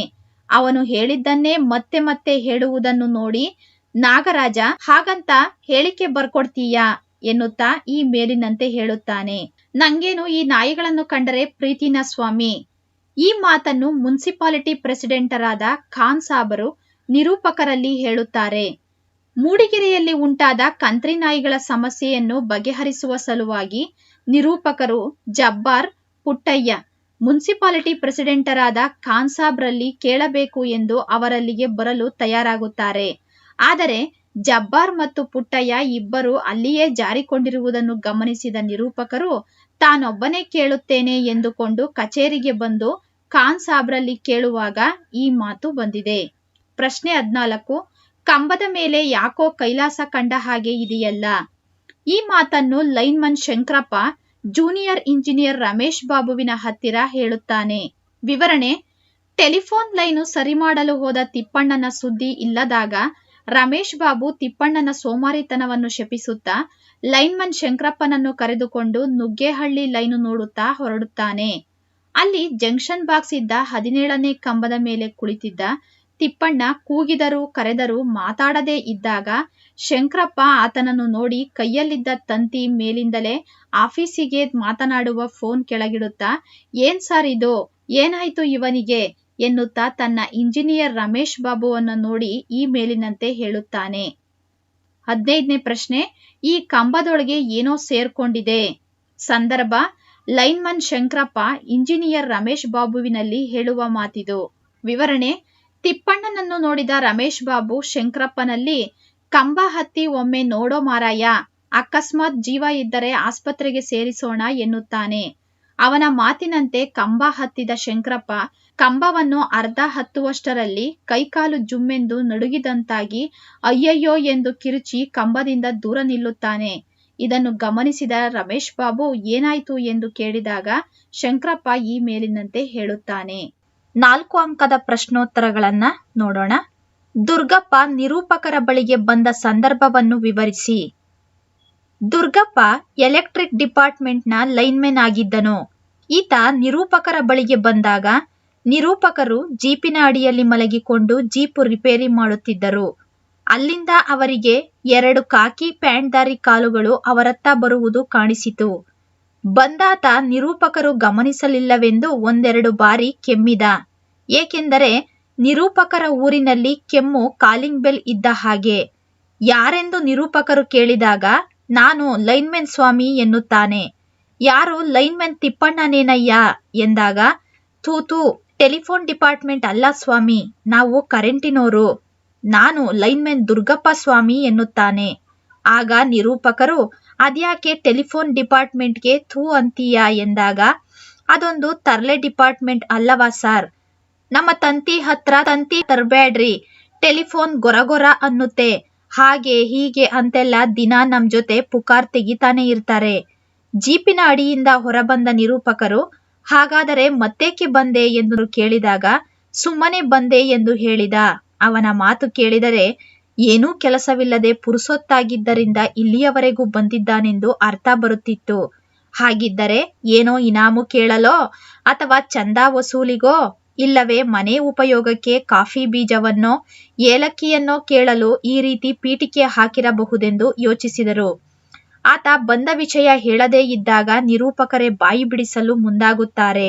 ಆಗ ಆತ ಏನಿಲ್ಲ, ಸ್ವಲ್ಪ ಕೊಡಲಿ ಇದ್ರೆ ಬೇಕಿತ್ತು ಸ್ವಾಮಿ, ಒಂದು ಮರ ಮುರ್ಕೊಂಡು ತಂತಿ ಮೇಲೆ ಬಿದ್ದಿದೆ, ಅದನ್ನು ಕಡಿದು ಲೈನ್ ಕ್ಲಿಯರ್ ಮಾಡಲು ಕೊಡಲಿ ಬೇಕಾಗಿತ್ತೆಂದು ಕೃಷ್ಣೇಗೌಡರ ಆನೆಯದೇ ಕೆಲಸವೆಂದು ಕೊಡಲಿ ತಗೊಂಡು ಹೋಗುತ್ತಾನೆ. 2ನೇ ಪ್ರಶ್ನೆ, ನಿರೂಪಕರು ಕೊಡಲಿ ವಸೂಲಿ ಮಾಡಲು ಹೋಗಲಿಲ್ಲವೇಕೆ ವಿವರಿಸಿ. ದುರ್ಗಪ್ಪ ಕೊಡಲಿ ತಗೊಂಡು ನಿರ್ಗಮಿಸಿದವ ಮತ್ತೆ ಬರಲೇ ಇಲ್ಲ. 3-4 ದಿನವಾದರೂ ದುರ್ಗಪ್ಪನೂ ಪತ್ತೆ ಇಲ್ಲ, ಕೊಡಲಿಯೂ ಪತ್ತೆ ಇಲ್ಲ. ಆ ಕೊಡಲಿಯಾದರೋ ಸುಳ್ಳು ಹೇಳಿ ಕದ್ದುಕೊಂಡು ಹೋಗಬೇಕಾದಷ್ಟು ಅಮೂಲ್ಯವಾದುದೇನೂ ಅಲ್ಲ. ಕೆರೆ ಕೆಲಸಕ್ಕೆಂದು ಬಂದಿದ್ದ ಮಣ್ಣು ಒಡ್ಡರು ಅಗೆಯುವಾಗ ಅಡ್ಡಾಗುವ ಬೇರುಗಳನ್ನು ಕಡಿಯಲೆಂದು ನನ್ನ ಕೊಡಲಿ ತಗೊಂಡು ಕಲ್ಲು ಮಣ್ಣು ನೋಡದೆ ಯರ್ರಾಬಿರ್ರಿ ಜಪ್ಪಿ ಅದರ ಹಿಂಭಾಗ ಯಾವುದು ಮುಂಭಾಗ ಯಾವುದು ಗೊತ್ತಾಗದಷ್ಟು ಹಾಳು ಮಾಡಿದ್ದರು. ಈಗ ಅದನ್ನು ಸುತ್ತಿಗೆ ಎಂದು ಸಹ ಕರೆಯಬಹುದಿತ್ತು. ಅದರಲ್ಲಿ ದುರ್ಗಪ್ಪ ಹೇಗೆ ಮರ ಕಡಿಯುತ್ತಾನೋ ಗೊತ್ತಾಗಲಿಲ್ಲ. ಏನೇ ಇರಲಿ, ಅದನ್ನು ಅವನೇ ಹುಡುಕಿ ತಗೊಂಡು ಹೋಗಿದ್ದರಿಂದ ಮೊಂಡು ಕೊಡಲಿ ಕೊಟ್ಟಿದ್ದಕ್ಕೆ ನನ್ನನ್ನು ಅವನು ದೂಷಿಸುವಂತೆ ಇರಲಿಲ್ಲ. ಅದನ್ನು ಅವನು ಅಕಸ್ಮಾತ್ ಕದ್ದರೂ ನನಗೇನೂ ಕೊಡಲಿ ಹೋಯ್ತೆಂದು ದುಃಖವಾಗುತ್ತಿರಲಿಲ್ಲ. ಹಾಗಾಗಿ ನಾನು ದುರ್ಗಪ್ಪನನ್ನು ಹುಡುಕಿ ಕೊಡಲಿ ವಸೂಲಿ ಮಾಡುವ ಗೋಜಿಗೇ ಹೋಗಲಿಲ್ಲ ಎಂದು ನಿರೂಪಕರು ವಿವರಿಸುತ್ತಾರೆ. ಪ್ರಶ್ನೆ 3, ಕೃಷ್ಣೇಗೌಡರ ಆನೆ ಹುಟ್ಟಿ ಬೆಳೆದ ಬಗೆಯನ್ನು ವಿವರಿಸಿ. ಕೃಷ್ಣೇಗೌಡರ ಆನೆ ಕಾಡಿನಿಂದ ಹಿಡಿದು ತಂದು ಪಳಗಿಸಿದ ಆನೆ ಅಲ್ಲ. ಘಟ್ಟದ ಕೆಳಗಿದ್ದ ಗೂಳೂರು ಮಠದ ಆನೆಯ ಹಾಕಿದ ಮರಿಯೇ ಕೃಷ್ಣೇಗೌಡರ ಬಳಿ ಇದ್ದ ಆನೆ. ಇದು ಹುಟ್ಟಿದ್ದು ಬೆಳೆದಿದ್ದು ಎಲ್ಲ ಊರಿನಲ್ಲಿ ಜನಗಳ ನಡುವೆಯೇ. ಹಾಗಾಗಿ ಅದಕ್ಕೆ ಕಾಡಿನ ಬಗ್ಗೆಯಾಗಲಿ ಕಾಡಿನಲ್ಲಿರುವ ಇತರ ಕಾಡಾನೆಗಳ ಬಗ್ಗೆಯಾಗಲಿ ಏನೂ ತಿಳುವಳಿಕೆ ಇರಲಿಲ್ಲವೆಂದು ಕಾಣುತ್ತದೆ. ಅದು ಮೂಡಿಗೆರೆಯ ಪೇಟೆಗೆ ಎಷ್ಟೊಂದು ಒಗ್ಗಿತ್ತೆಂದರೆ ಯಾವ ಲಂಗು ಲಗಾಮಿಲ್ಲದೆ ದನಕರುಗಳ ರೀತಿಯಲ್ಲಿ ಪೇಟೆಯೊಳಗೆ ತಿರುಗಿಕೊಂಡಿರುತ್ತಿತ್ತು. ಸ್ಕೂಲು ಮಕ್ಕಳು ಅದರ ಹತ್ತಿರ ಬರಲು ಹೆದರುತ್ತಿದ್ದವಾದರೂ ಅವರು ದೂರದಿಂದಲೇ ಗೌರಿ ಎಂದು ಕೂಗಿದರೆ ಸಾಕು, ಸೊಂಡಿಲೆತ್ತಿ ಸಲಾಂ ಮಾಡುತ್ತಿತ್ತು. ದಾರಿ ಬದಿಯ ಪೆಟ್ಟಿಗೆ ಅಂಗಡಿಗಳವರು ಹಣ್ಣು, ಖರ್ಚಾದ ಬಾಳೆಗೊನೆಯ ದಿಂಡು, ಸಿಪ್ಪೆಗಳನ್ನು, ಜಜ್ಜಿದ ಹಾಳಾದ ಹಣ್ಣುಗಳನ್ನು ಅದಕ್ಕೆ ಕೊಡಲು ಇಟ್ಟಿರುತ್ತಿದ್ದರು. ಈ ಆನೆ ಖಾಯಮ್ಮಾಗಿ ಎಲ್ಲಾ ಪೆಟ್ಟಿಗೆ ಅಂಗಡಿಗಳ ಬಳಿಗೂ ಹೋಗಿ ಅವನ್ನೆಲ್ಲ ಸೊಂಡಿಲಲ್ಲಿ ತಗೊಂಡು ತಿನ್ನುತ್ತಿತ್ತು. 4ನೇ ಪ್ರಶ್ನೆ, ಆನೆ ಮತ್ತು ಮಾವುತ ವೇಲಾಯುಧನನ್ನು ಸಾಗಹಾಕಲು ಮಠದವರು ಹವಣಿಸಿದ್ದೇಕೆ? ಕೃಷ್ಣೇಗೌಡರ ಆನೆ ಊರಿನಲ್ಲಿ ಇತರ ದನಕರುಗಳಂತೆ ಲಂಗು ಲಗಾಮಿಲ್ಲದೆ ಪೇಟೆಯೊಳಗೆ ತಿರುಗಿಕೊಂಡಿರುತ್ತಿತ್ತು. ಆದರೆ ಇದಕ್ಕೆ ಮೊದಲು ಅದು ಗೂಳೂರು ಮಠದ ಜಗದ್ಗುರುಗಳನ್ನು ಹೊರುವ ಕಾಯಕ ನಿರ್ವಹಿಸುತ್ತಿತ್ತು. ಮಠದ ಜಗದ್ಗುರುಗಳನ್ನು ಜನರು ಯಾವಾಗ ಅಡ್ಡಪಲ್ಲಕ್ಕಿಯಲ್ಲಿ ಹೊರಲು ಆರಂಭಿಸಿದರೋ ಆಗ ಆನೆ ನಿರುಪಯುಕ್ತ ಎನಿಸತೊಡಗಿತು. ಆನೆಯ ಪುಂಡಾಟದ ಜೊತೆಗೆ ಆನೆಯ ಮಾವುತ ವೇಲಾಯುಧನೂ ಕೂಡ ನಿರುಪಯುಕ್ತನಾಗಿದ್ದ. 24 ಗಂಟೆಯೂ ಕುಡಿದೇ ಇರುತ್ತಿದ್ದ ಈತ ಮಠದ ಸಾತ್ವಿಕ ವಾತಾವರಣಕ್ಕೂ ದೊಡ್ಡ ತಲೆನೋವಾಗಿದ್ದ. ಒಮ್ಮೆ ಆತನ ದುರ್ನಡತೆಗಾಗಿ ಛೀಮಾರಿ ಹಾಕಿಸಿ ಓಡಿಸಿದಾಗ ಆನೆ ಅನೇಕ ದಿನಗಳವರೆಗೆ ಯಾರ ಮಾತನ್ನೂ ಕೇಳದೆ ಊಟವನ್ನೇ ವರ್ಜಿಸಿತ್ತು. ಆನೆ ಇರುವವರೆಗೆ ತನ್ನ ಅನಿವಾರ್ಯತೆಯನ್ನು ಮನಗಂಡ ವೇಲಾಯುಧ ಮಠಕ್ಕೆ ಇನ್ನಷ್ಟು ಕಿರುಕುಳವನ್ನು ಕೊಡಲು ಆರಂಭಿಸಿದ್ದ. ಹೀಗಾಗಿ ಆನೆ ಮತ್ತು ಮಾವುತ ವೇಲಾಯುಧನನ್ನು ಸಾಗಹಾಕಲು ಮಠದವರು ಹವಣಿಸುತ್ತಿದ್ದರು. 8ನೇ ಪ್ರಶ್ನೆ, ನಿದ್ರೆ ಮಂಪರಿನಲ್ಲಿದ್ದ ಡ್ರೈವರ್ ಪರಂಧಾಮಕ್ಕೆ ಹೋದ ಸಂದರ್ಭವನ್ನು ವಿವರಿಸಿ. ಒಂದು ದಿನ ಶಿವೇಗೌಡರ ಸಾಮಿಲ್ಲಿನಲ್ಲಿ ಕಳ್ಳನಾಟ ಇಳಿಸಲು ರಾತ್ರೋರಾತ್ರಿ ಆನೆ ಕರೆದುಕೊಂಡು ಹೋದರಂತೆ. ಈಚೆಗೆ ಮರ ಕಡಿಯುವುದರ ಬಗ್ಗೆ, ನಾಟ ಸಾಗಿಸುವುದರ ಬಗ್ಗೆ ಸರ್ಕಾರದ ಕಾನೂನು ನಿಬಂಧನೆಗಳು ವಿಪರೀತ ಬಿಗಿಯಾದ್ದರಿಂದ ಸಾಮಿಲಿನವರ ಅರ್ಧಕ್ಕರ್ಧ ಕೆಲಸವೆಲ್ಲ ರಾತ್ರಿಯೇ ನಡೆಯುತ್ತಿತ್ತು. ಆನೆಯ ಮಾವುತ ಇಬ್ಬರೂ ತಮ್ಮ ತಮ್ಮ ಕೋಟ ಶರಾಬು ಕುಡಿದು ಬಿಗಿಯಾಗಿದ್ದರು. ವೇಲಾಯುಧನಿಗೆ ರಾತ್ರಿ ಸಹ ಕೆಲಸ ಮಾಡಬೇಕಲ್ಲ ಎಂದು ಸಿಟ್ಟೇ ಬಂದಿತ್ತು. ಸಾಮಿಲಿನ ಒಳಗೆ ಲೋಡು ಲಾರಿ ನಿಂತಿತ್ತು. ಕ್ಲೀನರ್ ನಾಯರ್ ಹೋಟೆಲಿನಲ್ಲಿ ಚಾ ಕುಡಿದು ಬರಲು ಹೋಗಿದ್ದ. ಡ್ರೈವರ್ ಒಬ್ಬನೇ ನಿದ್ರೆ ಮಂಪರಿನಲ್ಲಿ ತೂಕಡಿಸುತ್ತಾ ಸ್ಟೇರಿಂಗ್ ಚಕ್ರದ ಮೇಲೆ ತಲೆ ವಾಲಿಸಿಕೊಂಡು ಅರೆನಿದ್ದೆಯಲ್ಲಿದ್ದ. ಶರಾಬಿನ ನಿಶಾದಲ್ಲಿದ್ದ ವೇಲಾಯುಧನಿಗೆ ಲಾರಿಗೂ ನಾಟಾಗಳಿಗೂ ಹಗ್ಗ ಬಿಗಿದು ಕಟ್ಟಿದ್ದು ಬಿಚ್ಚಬೇಕೆಂದು ಮರೆತೇ ಹೋಯ್ತು. ಹಿಂದು ಮುಂದು ನೋಡದೆ ಆನೆಗೆ ಲಾರಿ ಮೇಲಿನ ದಿಮ್ಮಿಗಳನ್ನು ತಳ್ಳಿ ಉರುಳಿಸಲು ಹೇಳಿದ. ನಿದ್ದೆಯ ಜೋಂಪಿನಲ್ಲಿದ್ದ ಡ್ರೈವರ್ಗೆ ಎಚ್ಚರಾದಾಗ ಪ್ರಪಂಚ ಯಾಕೋ ತಲೆಗೆಳಗಾಗುತ್ತಿದೆ ಎನ್ನಿಸಿತು. ಲಾರಿಗೆ ನಾಟ ಬಿಗಿದು ಕಟ್ಟಿದ್ದರಿಂದ ನಾಟ ಉರುಳದೆ ಲಾರಿ ಸಮೇತ ಮೆಲ್ಲಗೆ ವಾಲಿ ಒಂದು ಕಡೆ ದೊಪ್ಪನೆ ಉರುಳಿ ಬಿತ್ತು. ಲಾರಿ ಮೆಲ್ಲಗೆ ವಾಲುತ್ತಾ ಒಂದು ಕಡೆ ಉರುಳಿದ್ದರಿಂದ ಡ್ರೈವರ್ ಮಹಾಶಯನಿಗೆ ಹೆಚ್ಚಿಗೆ ಏನು ಅಪಾಯವಾಗುವ ಸಂಭವವೇ ಇರಲಿಲ್ಲ. ಆದರೆ ಕ್ಯಾಬಿನಿನಲ್ಲಿ ಇಟ್ಟಿದ್ದ ಮಣಬಾರದ ಲಾರಿ ಜಾಕ್ ದೊಪ್ಪನೆ ಅವನ ಬುರುಡೆಯ ಮೇಲೆ ಬಿದ್ದ ಹೊಡೆತಕ್ಕೆ ಅವನ ತಲೆ ಜಜ್ಜಿ ಕಮಕ್ ಕಿಮಕ್ ಎನ್ನದೆ ಪರಂಧಾಮಕ್ಕೆ ಹೋದ. ಟೆಲಿಫೋನ್ ಲೈನ್ಮನ್ ತಿಪ್ಪಣ್ಣನ ಸಾವಿನ ಸಂದರ್ಭವನ್ನು ವಿವರಿಸಿ. ತಿಪ್ಪಣ್ಣ ಟೆಲಿಫೋನ್ ಇಲಾಖೆಯಲ್ಲಿ ಲೈನ್ಮನ್ ಕಾಯಕ ನಿರ್ವಹಿಸುತ್ತಿದ್ದ. ತಿಪ್ಪಣ್ಣನಿಗೆ ನುಗ್ಗೇಹಳ್ಳಿಯ ಕಡೆಗೆ ಹೋದ ಲೈನುಗಳು ಮೃತ್ಯುಸ್ತಂಭವಾದೀತೆಂದು ತಿಳಿದಿರಲಿಲ್ಲ. ಆತ ಬೆಳಿಗ್ಗೆ ಎಕ್ಸ್ಚೇಂಜ್ ಬಳಿಗೆ ಬಂದಾಗ ನುಗ್ಗೇಹಳ್ಳಿ ಕಡೆಯ ಅಷ್ಟೂ ಲೈನುಗಳು ಡೆಡ್ ಆಗಿವೆ ಎಂದು ಮೇಂಟೆನೆನ್ಸ್ನವರು ಹೇಳಿ ಕಳಿಸಿದರು. ಊರಿನಿಂದ ಸಾಕಷ್ಟು ದೂರದಲ್ಲಿದ್ದ 17ನೇ ಕಂಬದ ಜಂಕ್ಷನ್ ಬಾಕ್ಸ್ ಪರಿಶೀಲನೆ ಮಾಡಿ ಯಾವ ಯಾವ ಲೈನು ಡೆಡ್ ಆಗಿದೆ ತಿಳಿಯಲು ತಿಪ್ಪಣ್ಣ ಆ ಕಂಬ ಹತ್ತಿದ. 30-40 ತಂತಿಗಳ ತೊಡಕಿನೊಳಗೆ ನುಸುಳಿ ತಿಪ್ಪಣ್ಣ ಜಂಕ್ಷನ್ ಬಾಕ್ಸ್ ಬಿಚ್ಚಿ ಸ್ಕ್ರೂ ಡ್ರೈವರಿನಲ್ಲಿ ಎಂಥದ್ದನ್ನೋ ಮೀಟುತ್ತಿರಬೇಕಾದರೆ ಇದ್ದಕ್ಕಿದ್ದಂತೆ ಅಲ್ಲೇ ಸತ್ತು ಹೋದ. ಅನೇಕ ತಂತಿಗಳ ಗೋಜಲಿನೊಳಗೆ ಸಿಕ್ಕಿಕೊಂಡಿದ್ದ ತಿಪ್ಪಣ್ಣನ ಹೆಣ ರಿಪೇರಿ ಭಂಗಿಯಲ್ಲೇ ಕುಳಿತುಕೊಂಡು ಸತ್ತ ಹಾಗೆ ಕಾಣುತ್ತಲೇ ಇರಲಿಲ್ಲ. ನೋಡಿದವರೆಲ್ಲ ಏನೋ ಕಂಬ ಹತ್ತಿ ರಿಪೇರಿ ಮಾಡುತ್ತಿದ್ದಾನೆಂದು ತಿಳಿದು ಅಲಕ್ಷಿಸಿ ತಮ್ಮ ಪಾಡಿಗೆ ನಡೆದರು. ದಿನ ಕಳೆದ ಮೇಲೆ ನುಗ್ಗೇಹಳ್ಳಿಯ ರಾಮೇಗೌಡರು ಇನ್ನೂ ಯಾಕೆ ತಮ್ಮ ಫೋನು ಸರಿಯಾಗಿಲ್ಲವೆಂದು ಎಕ್ಸ್ಚೇಂಜಿಗೆ ಬಂದು ಕೂಗಾಡಿದಾಗಲೇ ಜೂನಿಯರ್ ಇಂಜಿನಿಯರ್ ರಮೇಶ್ ಬಾಬು ಗಮನ ಅತ್ತ ಹೋದದು. ರಮೇಶ್ ಬಾಬು ಲೈನ್ಮನ್ ಶಂಕರಪ್ಪನನ್ನು ಕರೆದುಕೊಂಡು ಹೋಗಿ ನೋಡಿದಾಗ ತಿಪ್ಪಣ್ಣ ಸತ್ತಿರುವುದು ಖಾತ್ರಿಯಾಯಿತು. ಪ್ರಶ್ನೆ 15. ಡ್ರೈವರ್ ಅಬ್ಬಾಸ್ ಮತ್ತು ಕ್ಲೀನರ್ ಕೃಷ್ಣನ ಸಾವಿಗೆ ಕೃಷ್ಣೇಗೌಡರ ಆನೆ ಕಾರಣವೇ ವಿವರಿಸಿ. ಡ್ರೈವರ್ ಅಬ್ಬಾಸ್ ಮತ್ತು ಕ್ಲೀನರ್ ಕೃಷ್ಣನ ಸಾವಿಗೆ ಕೃಷ್ಣೇಗೌಡರ ಆನೆ ಕಾರಣವಲ್ಲ.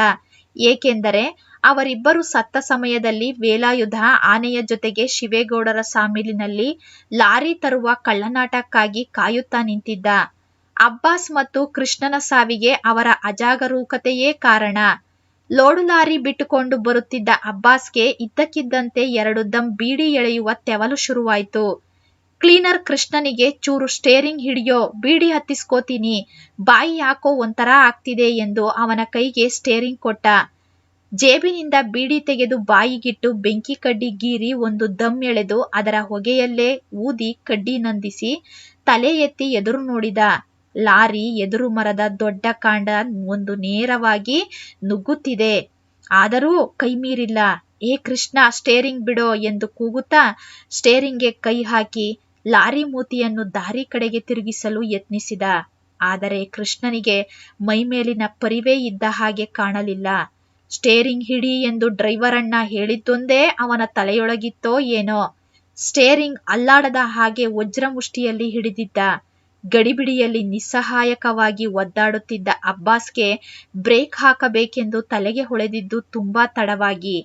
ಲಾರಿ ಮರಕ್ಕೆ ಡಿಕ್ಕಿ ಹೊಡೆದ ಕೂಡಲೇ ಹಿಂದುಗಡೆ ಇದ್ದ ಅಪಾರ ತೂಕದ ದಿಮ್ಮಿಗಳು ಕ್ಯಾಬಿನ್ ಮುರಿದು ಮುನ್ನುಗ್ಗಿದವು. ಮರಕ್ಕೂ ದಿಮ್ಮಿಗಳಿಗೂ ನಡುವೆ ಸಿಕ್ಕಿದ ಕ್ಲೀನರ್, ಡ್ರೈವರ್ ಇಬ್ಬರೂ ಅಲ್ಲೇ ಸತ್ತು ಹೋದರು. ಪ್ರಿಯ ವಿದ್ಯಾರ್ಥಿಗಳೇ, ವ್ಯಾಕರಣ ಭಾಗದಲ್ಲಿ ಮುಖ್ಯವಾದಂತಹ ಅಂಶಗಳನ್ನು ನೋಡೋಣ. ನೋಡಿ, ನಿಮಗೆ 6 ಪ್ರಶ್ನೆಗಳಲ್ಲಿ 4 ಪ್ರಶ್ನೆಗಳನ್ನು ನೀವಿಲ್ಲಿ ಬರಿಬೇಕು. ಸಮಾನಾರ್ಥಕ ಅಥವಾ ನಾನಾರ್ಥಕ, ಈ 2ರಲ್ಲಿ ಯಾವುದಾದ್ರೂ ಒಂದನ್ನಷ್ಟೇ ಕೇಳೋದು. ಸಮಾನಾರ್ಥಕ ಕೇಳಿದ್ರೆ ನಾನಾರ್ಥಕ ಕೇಳಲ್ಲ, ನಾನಾರ್ಥಗಳನ್ನು ಕೇಳಿದ್ರೆ ಸಮಾನಾರ್ಥಗಳನ್ನು ಕೇಳಲ್ಲ.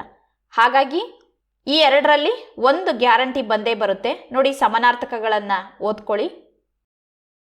ನಾನಾರ್ಥಗಳು ಇಷ್ಟಿದ್ದಾವೆ ವರ್ಕ್ ಬುಕ್ಕಲ್ಲಿರೋವನ್ನೇ ಕೇಳೋದು, ಇವು ಬಿಟ್ಟು ಬೇರೆ ಕೇಳೋದಿಲ್ಲ. ನಾನಾರ್ಥ ಅಂತ ಅಂದಾಗ ಒಂದು ಸಮಾನವಾದ ಅರ್ಥ ಬರಿಬೇಕು, ಇನ್ನೊಂದು ಬೇರೆ ಅರ್ಥವನ್ನು ಬರಿಬೇಕು.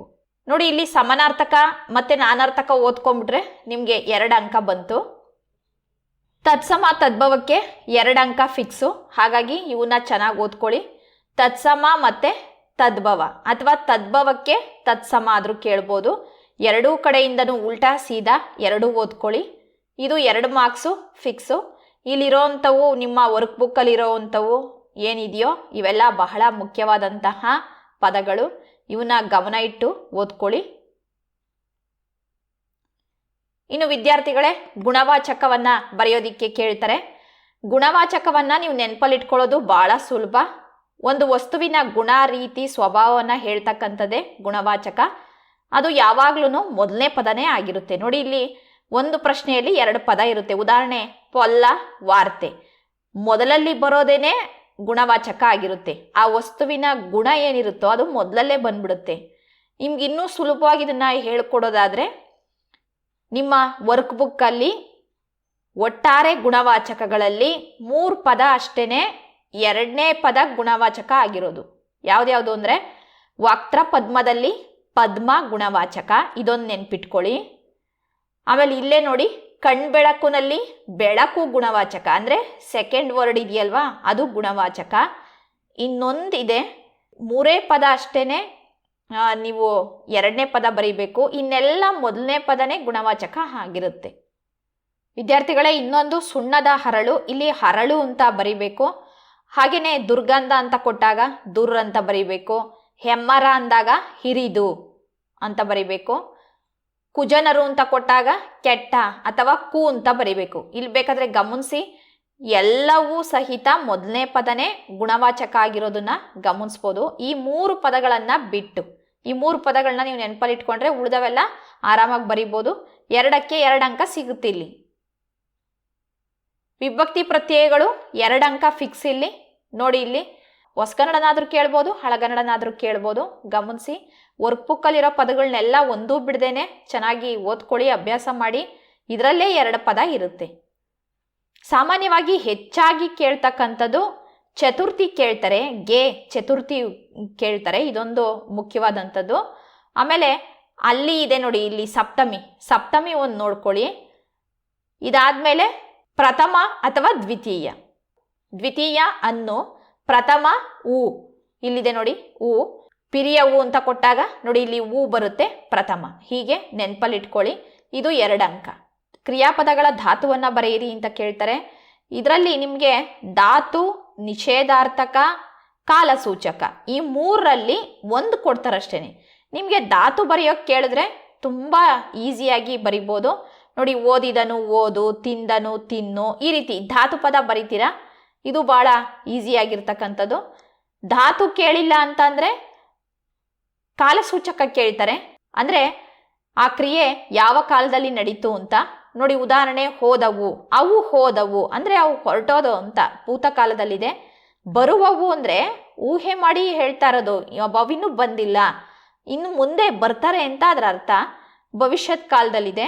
ಕುಣಿಯುತ್ತಿತ್ತು, ಉತ್ತ ಉತ್ತಿ ಪ್ರತ್ಯಯ ಬಂತು ಅಂದರೆ ಅದು ವರ್ತಮಾನ ಕಾಲದಲ್ಲಿದೆ ಅಂತ ಅರ್ಥ ಮಾಡ್ಕೋಬೇಕು. ಹೀಗೆ ನಿಮಗೆ ಈ ಕಾಲಸೂಚಕ ಪ್ರತ್ಯಯಗಳನ್ನ ಓದ್ಕೊಂಡಾದ್ರೂ ಯಾವ ಕಾಲದಲ್ಲಿದೆ ಅಂತ ಬರಿಬೋದು. ಉದಾಹರಣೆ ಭೂತಕಾಲ ಅಂತಂದರೆ ದಾ ಪ್ರತ್ಯಯ ಬರುತ್ತೆ, ಕಾಲಸೂಚಕ ಪ್ರತ್ಯಯ. ಭವಿಷ್ಯತ್ ಕಾಲ ಅಂದರೆ ವಾ ಕಾಲಸೂಚಕ ಪ್ರತ್ಯಯ ಬರುತ್ತೆ. ವರ್ತಮಾನ ಕಾಲ ಅಂದಾಗ ಉತ್ತ ಉತ್ತಿ ಪ್ರತ್ಯಯ ಬರುತ್ತೆ. ಧಾತು ಜೊತೆಗೆ ಕಾಲಸೂಚಕ ಪ್ರತ್ಯಯ ಇರುತ್ತೆ. ಇದನ್ನ ನೋಡಿಕೊಂಡು ನೀವು ಗುರುತಿಸ್ಬೇಕು. ಇಲ್ಲ ಕಾಲಸೂಚಕ ಪ್ರತ್ಯಯ ಗೊತ್ತಾಗಲ್ಲ ಅಂತ ಅನ್ನೋದಾದರೆ ಒಂದು ವಾಕ್ಯ ಮಾಡ್ಕೊಳ್ಳಿ. ನೋಡಿ, ಇಲ್ಲಿ ಅವರು ಓದಿದರು ಅಂದರೆ ಅವ್ರು ಓದಿದ ಆಗೋಗಿದೆ ಅಂತ ಅರ್ಥ ಮಾಡ್ಕೋಬೇಕು. ಅಂದರೆ ಕಾಲ ನಡೆದೋಗ್ಬಿಟ್ಟಿದೆ, ಪಾಸ್ಟ್ ಟೆನ್ಸಲ್ಲಿದೆ, ಭೂತಕಾಲ ಅಂತ ಬರೀಬೇಕು. ನೋಡಿದಳು, ಅವಳು ನೋಡಿದ ಆಗೋಗ್ಬಿಟ್ಟಿದೆ, ಇದು ಭೂತಕಾಲದಲ್ಲಿದೆ. ಬರೆಯುತ್ತಿದ್ದರು, ನೋಡಿ ಈ ಥರ ಕೊಟ್ಟಾಗ ಇಲ್ಲಿ ಉತ್ತಿನೂ ಇದೆ, ಇಲ್ಲಿ ದಾನೂ ಇದೆ. ಅದಕ್ಕೆ ನೀವೇನು ಮಾಡಬೇಕು ಅಂತಂದರೆ ಮೊದಲು ಯಾವ ಕಾಲಸೂಚಕ ಪ್ರತ್ಯಯ ಬರುತ್ತೋ ಅದನ್ನು ಮಾತ್ರ ನೀವು ಗಣನೆಗೆ ತಗೋಬೇಕು, ಲೆಕ್ಕಕ್ಕೆ ತಗೋಬೇಕು. ಮೊದಲು ಬಂದಿರೋದು ಯಾವುದು? ಉತ್ತಿ, ಹಾಗಾಗಿ ವರ್ತಮಾನ ಕಾಲದಲ್ಲಿದೆ. ಆಮೇಲೆ ದಾ ಬಂದರೆ ಅದು ತಗೊಳಂಗಿಲ್ಲ. ನಿಂತರು, ಅವರು ನಿಂತರು, ಅವ್ರು ನಿಂತಿದ್ದು ಆಗೋಗಿದೆ ಅಂತ. ಕರೆವರು, ಅವರು ಕರೆವರು ಅಂದರೆ ಇನ್ನೂ ಕರೆದಿಲ್ಲ, ಮುಂದೆ ಕರೀತಾರೆ ಅಂತ, ಅಂದರೆ ಫ್ಯೂಚರ್ ಟೆನ್ಸಲ್ಲಿದೆ, ಭವಿಷ್ಯತ್ ಕಾಲದಲ್ಲಿದೆ ಅಂತ ಅರ್ಥ ಮಾಡ್ಕೋಬೇಕು. ಹೀಗೆ ಸರಿಯಾಗಿ ಅರ್ಥ ಮಾಡಿಕೊಂಡು ಅದನ್ನು ಯಾವ ಕಾಲದಲ್ಲಿದೆ ಅಂತ ಅಂದ್ಬಿಟ್ಟು ಬರಿಬೇಕು. ಇದು 2 ಅಂಕಕ್ಕಿರುತ್ತೆ. ಇನ್ನು ನಿಷೇಧಾರ್ಥಕ ರೂಪ ಅಂತಂದರೆ ನೆಗೆಟಿವ್ ಬರಿಬೇಕು. ಅಂದರೆ ಕ್ರಿಯೆ ನಡಿಲಿಲ್ಲ ಅಂತ ಹೇಳೋದೇನೆ ನಿಷೇಧಾರ್ಥಕ ರೂಪ. ಉದಾಹರಣೆ ನೋಡಿ, ಹೋಗುವಿರಿ, ಹೋಗದಿರಿ, ಹೋಗಬೇಡಿ ಅಂತ. ಕೇಳುವರು, ಕೇಳರು ಅಂದರೆ ಕೇಳಿಸ್ಕೊಳ್ಳಲ್ಲ ಅಂತ. ತಿನ್ನುವಳು, ತಿನ್ನಳು ಅಂದರೆ ತಿನ್ನಲ್ಲ ಅಂತ. ಹಾಡುವೆ, ಹಾಡೆನು. ಆಮೇಲೆ ಇನ್ನೊಂದು ವಿಚಾರ ಏನು ಅಂತಂದರೆ ಇಲ್ಲಿ ಯಾವ ಲಿಂಗದಲ್ಲಿ ಯಾವ ವಚನದಲ್ಲಿ ಇರುತ್ತೋ ಅದೇ ರೀತಿಯಾಗಿ ಬದಲಾಯಿಸಬೇಕು. ನೋಡಿ, ಇಲ್ಲಿ ಹಾಡುವೆ, ನಾನು ಹಾಡುವೆ ಏಕವಚನದಲ್ಲಿದೆ, ನಮಗೆ ನಾವೇ ಹೇಳ್ಕೊಳ್ತಾ ಇರೋದು. ಹಾಡೆನು, ನಾನು ಹಾಡೆನು. ಅದೇ ರೀತಿ ಅವಳು ತಿನ್ನುವಳು, ಅವಳು ತಿನ್ನಳು. ಅವರು ಕೇಳುವರು, ಅವರು ಕೇಳರು. ಈ ರೀತಿಯಾಗಿ ಕ್ರಿಯೆ ನಡಿಲಿಲ್ಲ ಅಂತ ಬರೆಯೋದೇನೆ ನಿಷೇಧಾರ್ಥಕ ರೂಪ ಅಂತ ಕರಿತೀವಿ. ಇವನ್ನೆಲ್ಲನೂ ನೀವು ನೋಡ್ಕೊಳ್ರಿ ವಿದ್ಯಾರ್ಥಿಗಳೇ. ಇಷ್ಟು ಗ್ರಾಮರ್ ಇದು. ನೀವಿಲ್ಲಿ 4ಕ್ಕೆ 4 ಅಂಕಗಳನ್ನು ತಗೋಬೋದು. ತತ್ಸಮ ತದ್ಭವ, ಸಮನಾರ್ಥಕ ಅಥವಾ ನಾನಾರ್ಥಕ, ವಿಭಕ್ತಿ ಪ್ರತ್ಯಯ, ಗುಣವಾಚಕ, ಧಾತುರೂಪ, ಕಾಲಸೂಚಕ, ನಿಷೇಧ ರೂಪ. ಇಷ್ಟು ಓದ್ಕೊಂಡ್ರೆ ಸಾಕು. ನಿಮಗೆ ಗ್ರಾಮರಲ್ಲಿ ನೀವು ಪೂರ್ತಿ ಅಂಕಗಳನ್ನು ತಗೋಬಹುದು. ವಿದ್ಯಾರ್ಥಿಗಳೇ, ಮುಂದಿನ ಭಾಗದಲ್ಲಿ ಪತ್ರಲೇಖನ ಹಾಗೂ ಪ್ರಬಂಧವನ್ನು ನೋಡೋಣ. ಪ್ರಬಂಧ ಮತದಾನದ ಮಹತ್ವ ಅಂತ ಕೇಳಿದಾರೆ ನೋಡಿ. ಇದಕ್ಕೆ ಪೀಠಿಕೆ ನೋಡಿ ಹೀಗೆ ಬರೀಬೇಕು.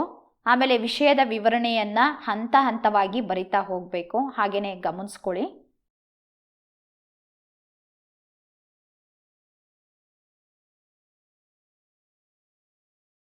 ಮತದಾನ ಮಾಡೋದ್ರಿಂದ ಏನೇನೋ ಲಾಭ ಇದೆ ಅಂತ ಅನ್ನೋದು ಇಲ್ಲಿರ್ತಕ್ಕಂಥದ್ದು. ಇದನ್ನೆಲ್ಲ ನೋಡ್ಕೊಳ್ಳಿ.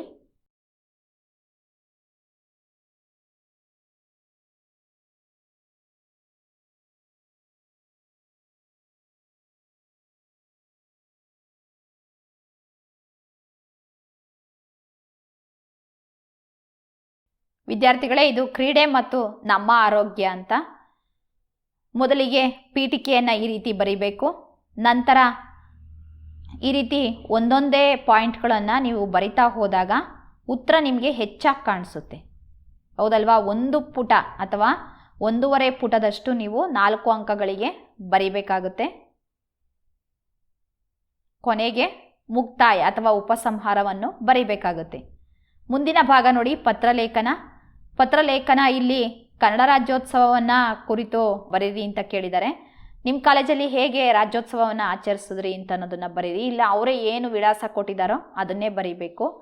ವಿದ್ಯಾರ್ಥಿಗಳೇ, ಇಲ್ಲಿ ಶ್ರೀ, ಕ್ಷೇಮ, ದಿನಾಂಕ, ಹಾಗೆಯೇ ಅದರ ಕೆಳಗಡೆ ಸ್ಥಳ ಮತ್ತು ಸಂಬೋಧನೆ, ಯಾರಿಗೆ ಬರೆಯೋಕೆ ಹೇಳಿರ್ತಾರೋ ಅವ್ರನ್ನ ಕುರಿತು ಸಂಬೋಧನೆ ಮಾಡಬೇಕು. ಕ್ಷೇಮ ಸಮಾಚಾರ ಬರೀಬೇಕು. ಆಮೇಲೆ ವಿಷಯದ ವಿವರಣೆ ಬರೀಬೇಕು. ಜಾಸ್ತಿ ಏನು ಬೇಡ, ಇಷ್ಟು ಬರೆದ್ರೆ ಸಾಕು. ಕೊನೆಗೆ ವಂದನೆಗಳೊಂದಿಗೆ ನೋಡಿ ಇಲ್ಲಿದೆ, ಇಲ್ಲಿ ಬರೀಬೇಕು, ಮಧ್ಯದಲ್ಲಿ ಬರೀಬಾರ್ದು. ಹಾಗೆಯೇ ಕೊನೆಯಲ್ಲಿ ನಿನ್ನ ಪ್ರೀತಿಯ ಗೆಳೆಯ ಅಥವಾ ಗೆಳತಿ, ನೀವು ಯಾರಿಗೆ ಬರೆದಿರ್ತೀರೋ ಅವ್ರ ಹೆಸರನ್ನು ಇಲ್ಲಿ ಬರೀಬೇಕು. ನಾನಿಲ್ಲಿ 2 ಹೆಸರಿರೋದ್ರಿಂದ 2 ಹಾಕಿದ್ದೀನಿ. ನೀವು ಯಾವುದಾದ್ರೂ ಒಂದು ಬರೀಬೇಕಷ್ಟೇ. ಹೊರ ವಿಳಾಸ ಅವ್ರು ಇಲ್ಲಿ ಕೊಟ್ಟಿದ್ದಾರೆ ಯಾರಿಗೆ ಬರೀಬೇಕು ಅಂತ, ಅವ್ರದ್ದು ಸಂಪೂರ್ಣವಾದ ವಿಳಾಸವನ್ನು ನೀವಿಲ್ಲಿ ಬರೀಬೇಕು. ಪ್ರಶ್ನೆ ಪತ್ರಿಕೆಯಲ್ಲಿರೋದನ್ನೇ ಬರೀಬೇಕು. ಹಾಗೆಯೇ ಮತ್ತೊಂದು ಪತ್ರನೂ ಇರುತ್ತೆ, ಇದು ವ್ಯಾವಹಾರಿಕ ಪತ್ರ. ನೀವು ವಿದ್ಯಾರ್ಥಿಗಳೇ ಇದನ್ನೇ ಬರೀರಿ. ಯಾಕೆ ಅಂತಂದರೆ ಇದು ನಿಮಗೆ ಸುಲಭವಾಗಿರುತ್ತೆ. ವೈಯಕ್ತಿಕ ಪತ್ರ ಹಂತಗಳು ಜಾಸ್ತಿ ಇದ್ದಾವೆ, ಇದು ಸ್ವಲ್ಪ ಹಂತಗಳು ಕಡಿಮೆ ಇದೆ ಮತ್ತು ಬೇಗ ಬರಬಹುದು. ದಿನಾಂಕ ಬರೀಬೇಕು ಬಲಭಾಗದಲ್ಲಿ. ಆಮೇಲೆ ಇವರಿಂದ ಇವರಿಗೆ, ಇಲ್ಲೇ ವಿಳಾಸ ಕೊಟ್ಟಿರ್ತಾರಲ್ವ ಅದೇ ವಿಳಾಸನೇ ಬರೀಬೇಕು. ಮಾನ್ಯರೇ, ವಿಷಯ, ಆ ವಿಷಯಕ್ಕೆ ಸಂಬಂಧಪಟ್ಟ ಹಾಗೆ ಒಂದಷ್ಟು ವಿಚಾರಗಳನ್ನು ಇಲ್ಲಿ ಬರೀಬೇಕು. ಕೊನೆಗೆ ವಂದನೆಗಳೊಂದಿಗೆ ತಮ್ಮ ವಿಶ್ವಾಸಿ ಅಂತ ಬರೀಬೇಕು. ಇಲ್ಲಿ ಸಹಿ ಮಾಡಬೇಕು. ಇಲ್ಲಿ ಹೆಸರು ಒಬ್ರದಷ್ಟೇ ಬರೀಬೇಕು. ನೀವು ಯಾರಿಗಾದರೂ ಒಬ್ರಿಗಷ್ಟೇ ಇಲ್ಲಿ ಹೆಸರು ಬರೀಬೇಕು. ನಾನಿಲ್ಲಿ ನೀವು ಯಾರ್ದಾದ್ರೂ ಬರಿಬೋದು ಅಂತ ಇಲ್ಲಿ 2 ಹೆಸರನ್ನು ಕೊಟ್ಟಿದ್ದೀನಿ. ನೀವು 1 ಬರೆದ್ರೆ ಸಾಕು. ವಿದ್ಯಾರ್ಥಿಗಳೇ, ಇದನ್ನೆಲ್ಲ ಚೆನ್ನಾಗಿ ಓದ್ಕೊಳ್ಳಿ. ಇಲ್ಲಿರ್ತಕ್ಕಂಥ ಪ್ರಶ್ನೆಗಳೆಲ್ಲ ಬಹಳ ಮುಖ್ಯವಾದಂಥ ಪ್ರಶ್ನೆಗಳು. ನಿಮ್ಮ ಪರೀಕ್ಷೆಗೆ ಇವು ಬರ್ತಕ್ಕಂಥವು. ಚೆನ್ನಾಗಿ ಅಭ್ಯಾಸ ಮಾಡಿ. ಧನ್ಯವಾದಗಳು.